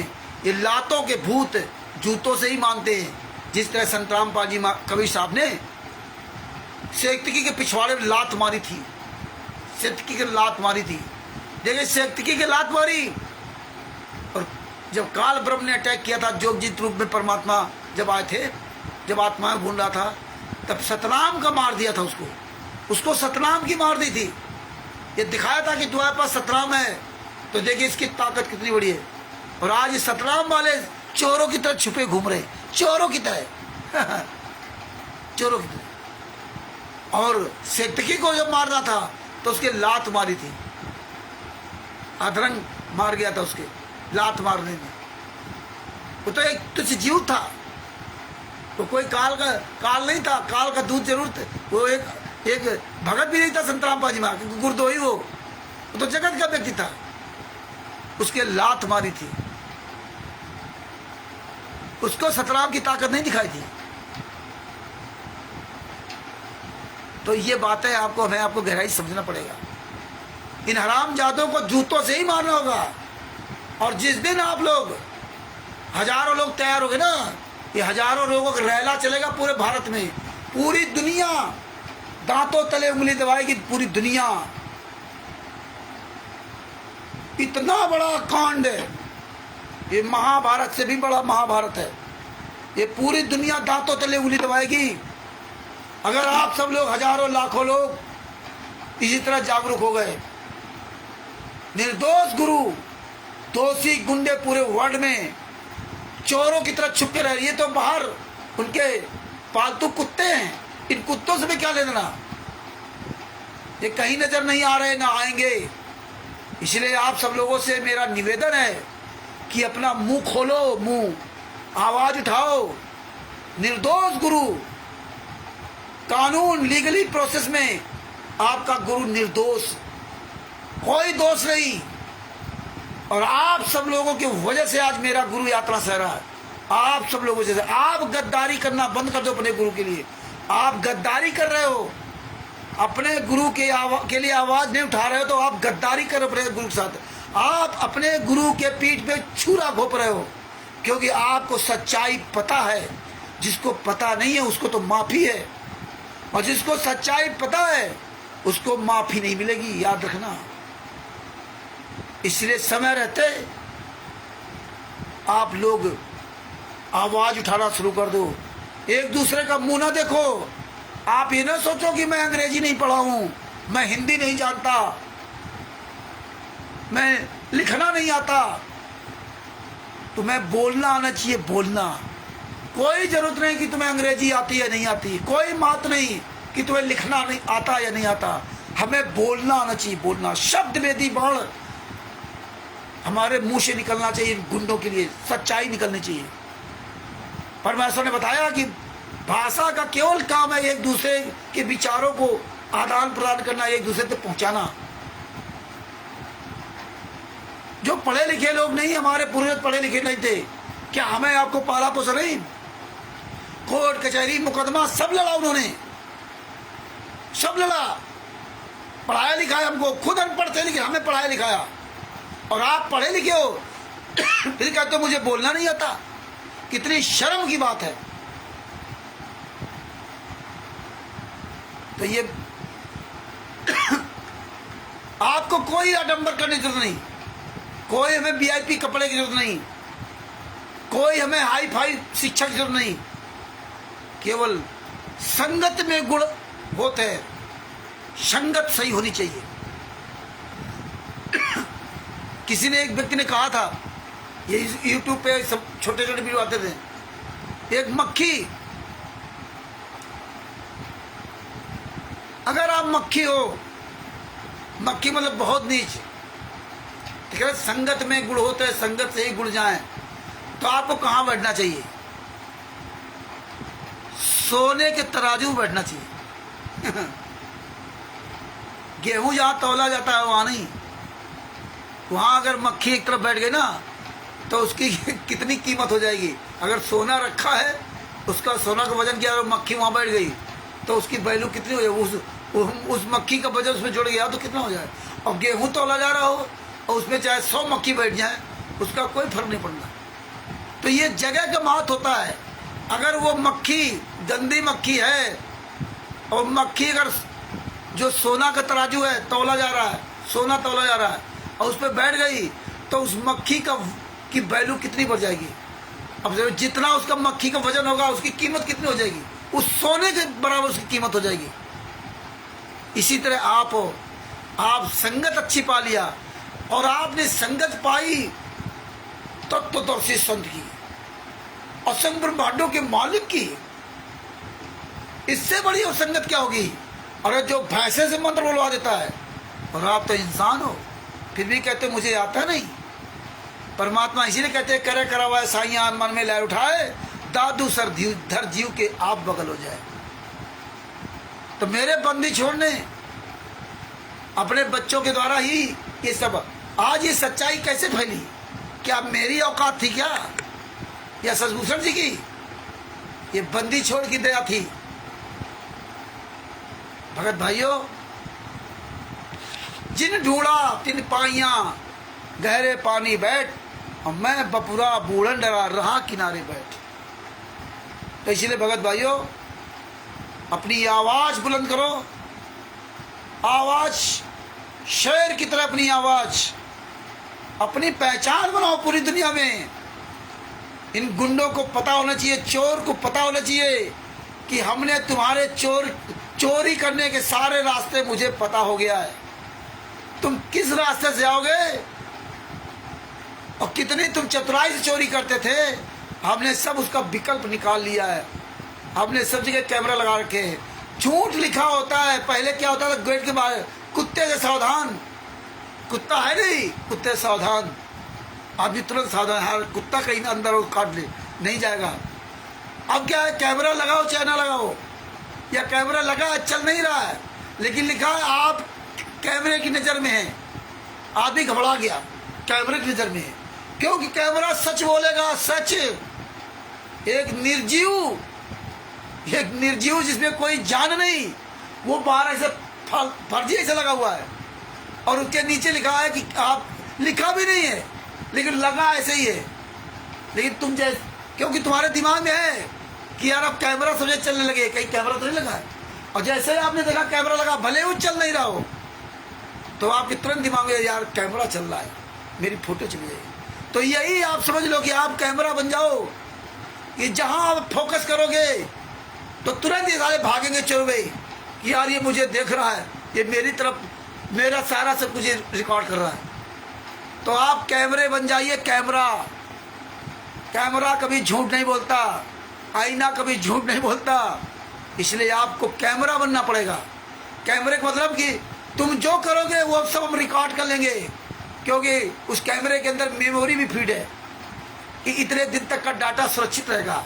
और ये मेमोरी, ये तो बहुत बड़ी मेमोरी आपकी है। तो भगत भाइयों, अपनी आवाज बुलंद करो शेर की तरह। आप एक बार अपनी पहचान बता दो। जैसे शेर ने, हाथी सोचता था मैं इतना ताकतवर हूं, शेर 100 ग्राम का शेर मेरा क्या कर सकता है, लेकिन उसकी कैप्चरिंग पावर बहुत थी, उसका जो हौसला था, उसका आत्मबल था, वो बहुत बड़ा मजबूत था। ये शेर क्या चीज है, इसको तो मैं 1 सेकेंड में गिराऊंगा। क्यों? आत्मबल सर्वोत्तम बल। जिसका आत्मबल मजबूत है वो सबसे बड़ा ताकतवर है। अपना जिसने टारगेट, अर्जुन की वो चिड़िया की आंख की तरह, जिसने अपना टारगेट बना के चला, टारगेट, युद्ध होता है तो टारगेट बना करके उस पर आक्रमण किया जाता है, और जिसका कोई टारगेट नहीं है तो उसकी सारी ताकत बेकार है। इसलिए हाथी के पास कोई अपना टारगेट नहीं, विशाल का शरीर है सिर्फ। लेकिन शेर जब पकड़ता है तो कई बार हमने वीडियो देखा, गर्दन पकड़ता, गर्दन हाथी की। देखिए मेन आगे जाकर के ना, पिछवाड़े नहीं। ये राष्ट्रीय समाज सेवा से गुंडे पिछवाड़े तो वार करते हैं, ये कायर लोग ये पिछवाड़े से वार करते हैं। हमारे गुरु जी के पीठ पे छुरा घोंप दिया, हमारे भाई बहनों की पीठ पिछवाड़े से वार कर रहे हैं। शेर बनो शेर, आपको आगे से वार करना है, सामने आंख में आंख डाल के बात करना है। तो शेर जहां पकड़ता है तो अपनी, वो पहले से अपना व्यवस्था बना के, इसके अब छोड़ना नहीं साले को, चाहे कुछ भी हो जाए। और वो ताकत लगाता शेर, हाथी अपनी ताकत लगाता है, उसको तो झटका मारता है, ये करता हुआ, लेकिन शेर और अपने दांत गड़ाता चलाता है। इसलिए सच्चाई रूपी दांत, इन गुंडों के गर्दन पकड़ करके सच्चाई रूपी दांत इनके गड़ाते जाओ। ये साले चिल्लाते जाएंगे, ढेर हो जाएंगे, आवाज ढेर हो गए, सिर्फ आपको आवाज उठानी जरूरत है। आप सारा सब कुछ इनका काला चिट्ठा पूरी दुनिया में वायरल है। ये कहीं भी अपने आप को सच्चा साबित नहीं कर सकते। जितने धर्म गुरु है वो सब इनसे तबाह हो चुके हैं। ये समझ लो, ये बम, ये जो एटम बम जो ना, ये में केवल एक चिंगारी लगाने की जरूरत है, बस ये फटने के लिए तैयार है। ये इसका सबका इनका विध्वंस होना है। आज पूरी दुनिया में इनके हर तरह के एविडेंस जा रहे हैं, हर धर्म गुरु के शिष्य सब देख रहे हैं। ये कहीं भी अपने आप को बचा नहीं सकते। इसीलिए ये चोर लोग, ये छोटे छोटे हमारे आप भाई बहनों को आगे ला रखा है। आगे ये चोरवे लोग हैं, ये महिलाओं, बूढ़े, बच्चे, बुजुर्गों के पीछे छुपने वाले लोग हैं। इनकी औकात नहीं जो बाहर आ जाए, ये छुप कर वार करते हैं।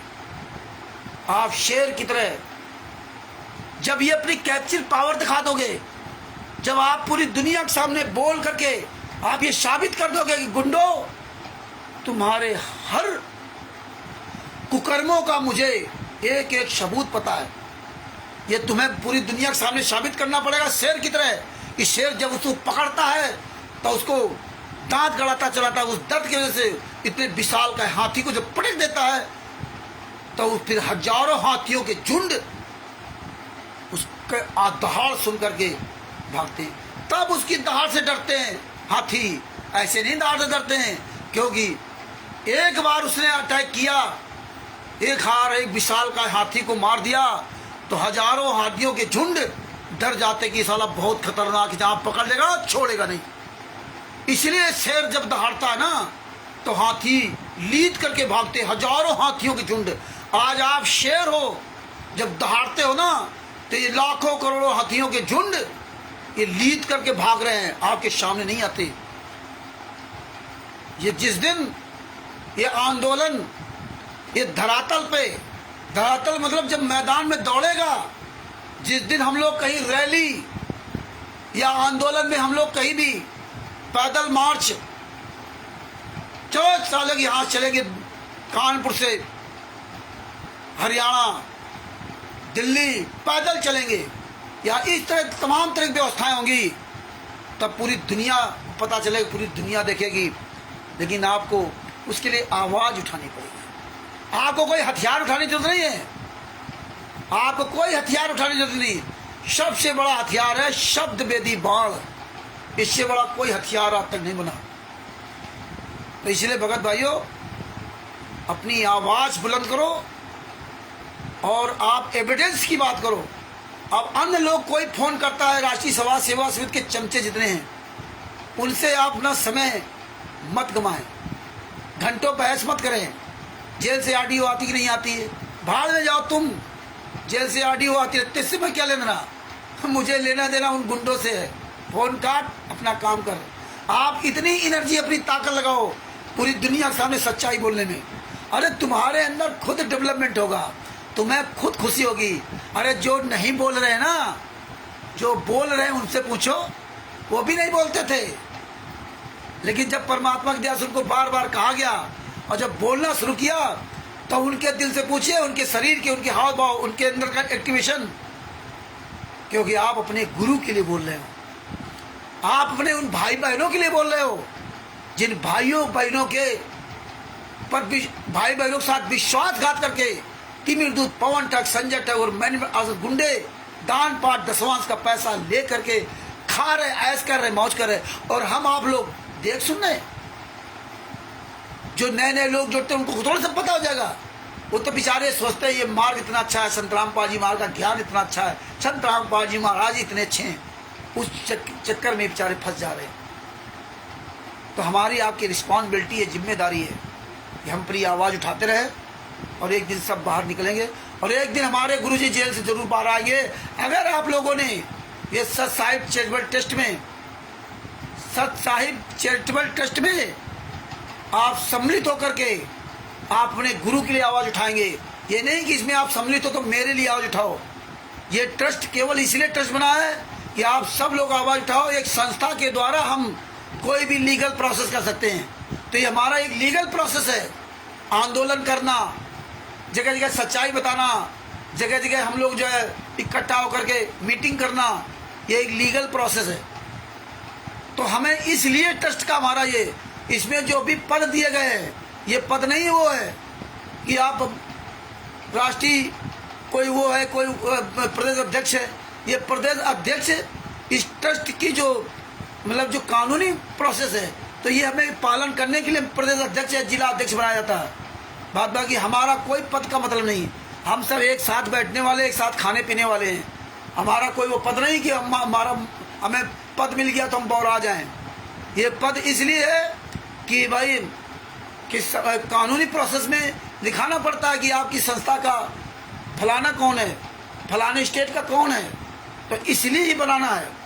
बाबा कि जिस दिन मेरे गुरुजी जेल से बाहर आ गए और आएंगे, अब ये धीरे धीरे पूर्ण विश्वास है हो रहा है कि आपकी अगर इस संस्था और आप लोग इस संस्था को में बोलने का सहयोग किया, जो भी आपने इसमें सहयोग किया और आगे आप सब लोग आगे आए, तो एक दिन वो दूर रही जिस दिन संतराम पाल जी महाराज जेल से बाहर ना आए।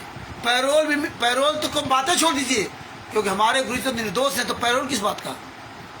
इन गुंडों को जेल जाना पड़ेगा और ये उसी दिन जेल जाएंगे जिस दिन आप सब लोग पूरी दुनिया के सामने आवाज उठाने लगते। ये नेता मंत्री संतरी इनको बदलने में देर नहीं लगती, ये तो दोगले हैं, ये कल इन्हीं को अंदर ठोंक देंगे जाकर के ना। तो इसलिए आप सब लोग अपनी आवाज बुलंद करें और ये ज्ञान अमृत सदन का 20वां पुस्तक का अधिक से अधिक प्रचार प्रसार करें। इस पुस्तक को आप लोग जो भी आपके भाई बहन नाते रिश्तेदार या जहाँ भी यार दोस्त होते हैं उनको भी पुस्तक दे करके फोटो खींच कर वायरल करो, बढ़िया प्रचार करो खूब। ज्ञान अमृत सदन का 20वां पुस्तक परमेश्वर की दया से आने वाले समय में संविधान से सतलोक तक का सफर भी पुस्तक परमेश्वर आपके सामने उपस्थित करवाएंगे। इसके अलावा 12-13 अप्रैल 2025 को बिहार के दानापुर रेलवे स्टेशन से मसौड़ी की ओर जाने वाली बस पर आपको बैठना है। रामपुर जगह पड़ती है मसौड़ी के पहले, रामपुर में हनुमान मंदिर के पास उतरना है। हनुमान मंदिर से 10-15-20 कदम दूरी पर आगे लेफ्ट साइड में तपस्या भगत जी है, उनके यहाँ परमात्मा जो है हुंकार रैली या आंदोलन की जो वहाँ व्यवस्था करवा रहे हैं, वहाँ आप सभी परमात्मा की प्यारी आत्माएं अपने समय के अनुसार आर्थिक स्थिति के अनुसार वहाँ जाएं। अगर किसी का आर्थिक स्थिति ठीक नहीं है तो वो नहीं जा पाता, तो कोई बात नहीं, और समय बहुत ज़्यादा बिजी समय है, नहीं आप जा पाते, फिर भी कोई बात नहीं, लेकिन आप अपनी आवाज़ उठाते रहो और हमें आप समय निकालना पड़ेगा। हमें आपको सबको, और भगत जी सबको आवाज़ उठानी पड़ेगी, सबको समय निकालना पड़ेगा, सबको अपने अपने विचार इसमें रखने पड़ेंगे।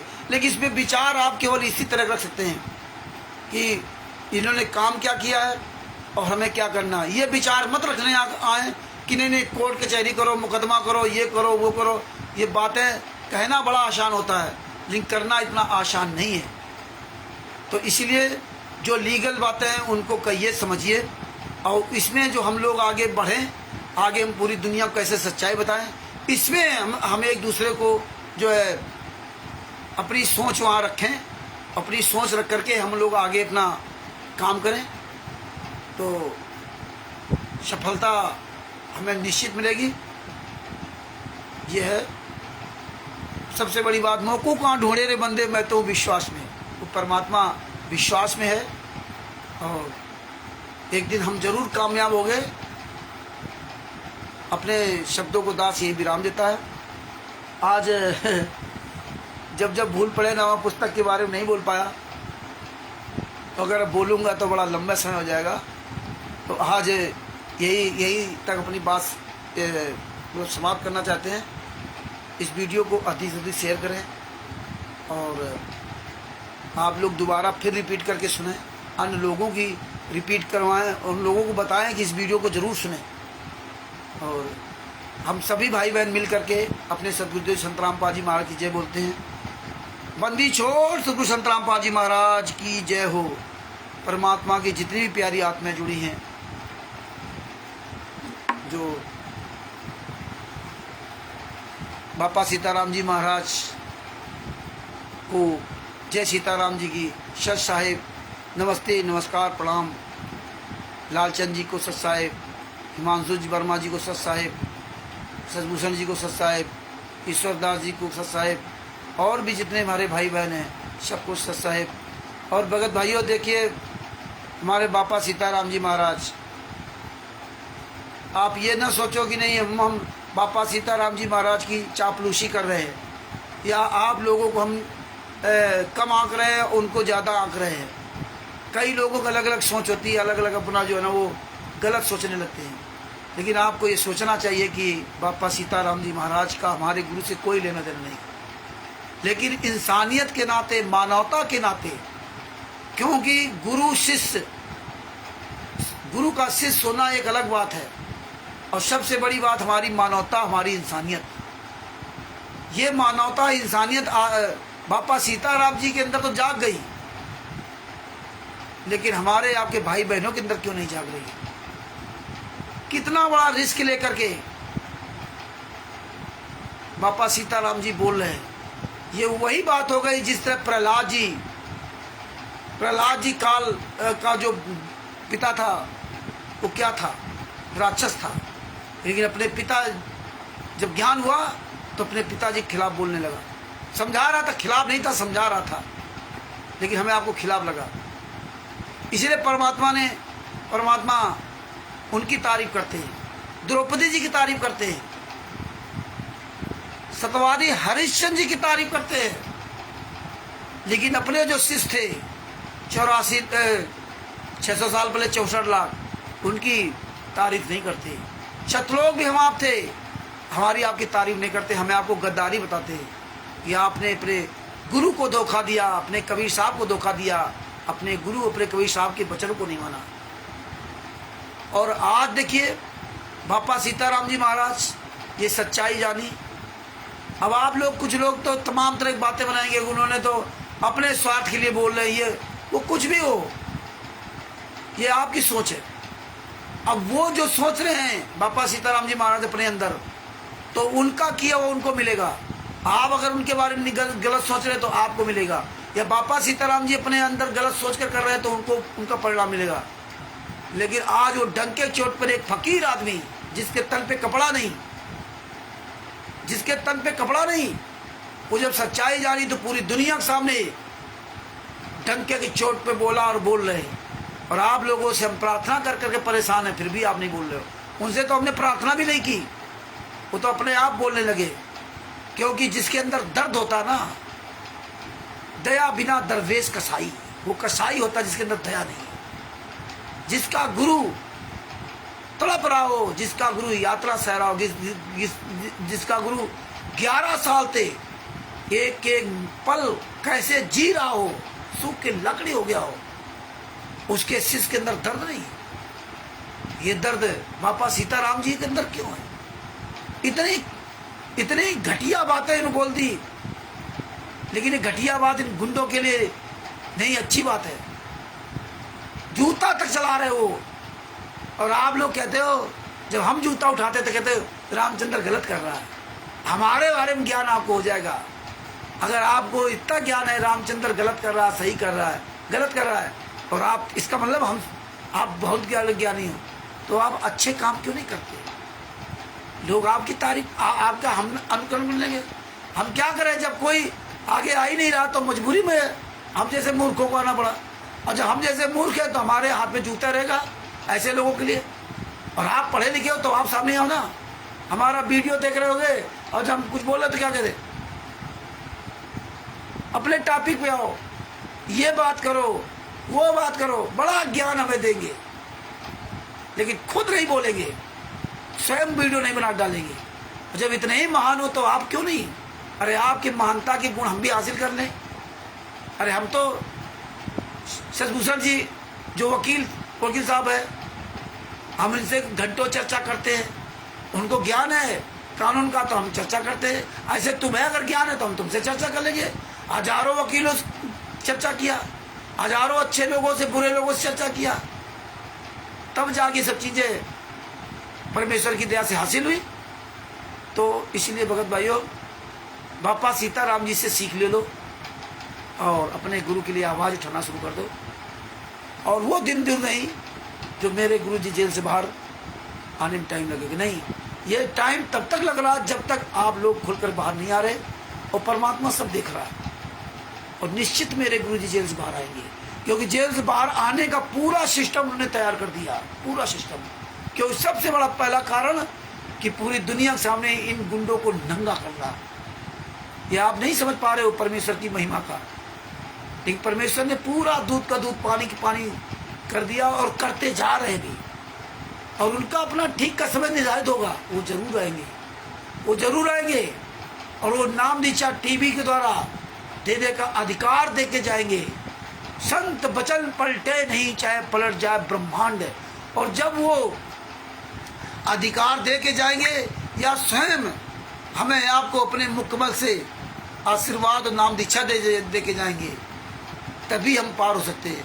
या जिसको नाद या बिंद वाले को अधिकार दे के जाएंगे, और फिर अगर हम आपसे कहा कि भाई अब इससे नाम दीक्षा लो, तो हमारे दिल से उतर गए, अब इससे नाम दीक्षा लोगे, नियम पे चलोगे तो पार होगे। तो उस समय भी हमें आपको वो तैयार रहना पड़ेगा। ये अभी से आप माइंड मेकअप कर लो। ये अगर मान लो हमारे कर्म खराब हुए, हम लोगों ने भी शुरू नहीं जान पाए, तो अगर ये गुरु कहे तो हमें अपने गुरु के वचन को सिरोधार करके जिसको अधिकार दे उससे हमें तुरंत नाम दीक्षा लेकर के और हमें अपना जो है भक्ति मर्यादा करनी, भक्ति मर्यादा का पालन करते हुए आगे हमें बढ़ते रहना, और निश्चित हम सतलोक जाएंगे। और अब कोई सतलोक जाने से रोक नहीं सकता, क्योंकि जो भी इसमें जितना भी ये कुकर्म हो रहा था परमात्मा सब जानते थे कि ये तो ज्ञान चलेगा ही नहीं, इसीलिए परमात्मा ने सब दिखाने के लिए किया। और आज परमात्मा ने वो सब दिखा दिए कि किस किस पॉइंट पे कहाँ तक, किस हद तक ही गिर सकते हैं, किस हद तक गिर सकते हैं पढ़े लिखे लोग। ये आप कभी जिंदगी में सोच नहीं सकते थे, खोज नहीं सकते थे, लेकिन परमात्मा ने 8-9 साल के अंतर्गत एक एक पॉइंट का इनका खुलासा करा दिया। आज इनकी औकात नहीं जो आपका सामना कर जाए। तो ये अब परमात्मा ने ये पूरी तरह से एहसास करवा दिया है कि मेरा गुरु पूरी ये फील्ड बना दी है और बना रहे। इसीलिए आप जैसे भाई बहन आंदोलनकारी बन रहे हो और आज आवाज उठा रहे हो। अब आप सबके अंदर दर्द पैदा होना है। देखिए झारखंड से एक अकेला बंदा वीरेंद्र दास भौंक रहा है, आओ तुम्हारी अगर औकात हो। एक अकेला मधु दास उड़ीसा से, एक अकेला ईश्वर दास छत्तीसगढ़ से बताइए, जिनके पास कुछ नहीं है, शायद रोजी रोटी कमाने भी उनको तकलीफ हो रही होगी, लेकिन आज सीना तान के बबर सिर की तरह दहाड़ रहे हैं, बबर सिर की तरह। ये परमेश्वर की तरह है, कोई चिंता नहीं इनको, क्योंकि इनको हमारे बहुत भाई बहन हैं। अब किसका नाम लूं, नाम लेते हुए थक जाएंगे। बहुत मेरे भाई बहन हैं, परमेश्वर ने दिखा दिया। तब भगत भाइयों अपने शब्दों को यही विराम दे रहा हूँ, क्योंकि मेरा मोबाइल बंद होने जा रहा है। मात्र 10% बैटरी रह गई है, तो इसलिए बंद कर रहा हूँ, क्योंकि मोबाइल मेरा थोड़ा प्रॉब्लम करता है चार्जिंग से। बहुत काम भी तो किया, क्या करे, कहाँ तक चले, ये रात दिन तो ये काम करता है। तो भगत भाइयों अपने शब्दों यही विराम देता हूँ, और फिर कल आपके सामने परमात्मा दया करेंगे तो 8:30 बजे फिर आपके सामने उपस्थित होंगे। लेट हो जाते हैं, ये हमारी कमी है। 8:30 का टाइम देते हैं तो 8:40 हो जाए।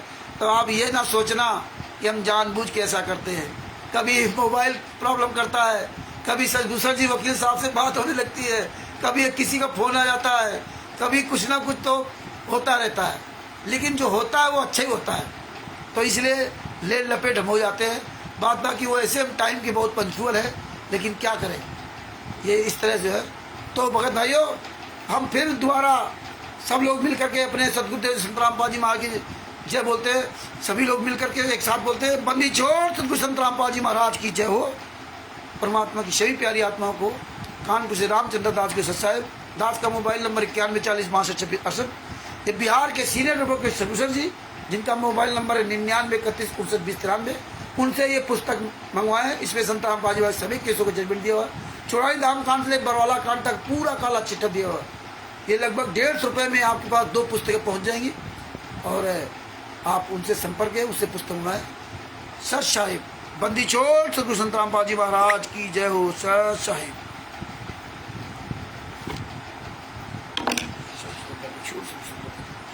सत साहिब।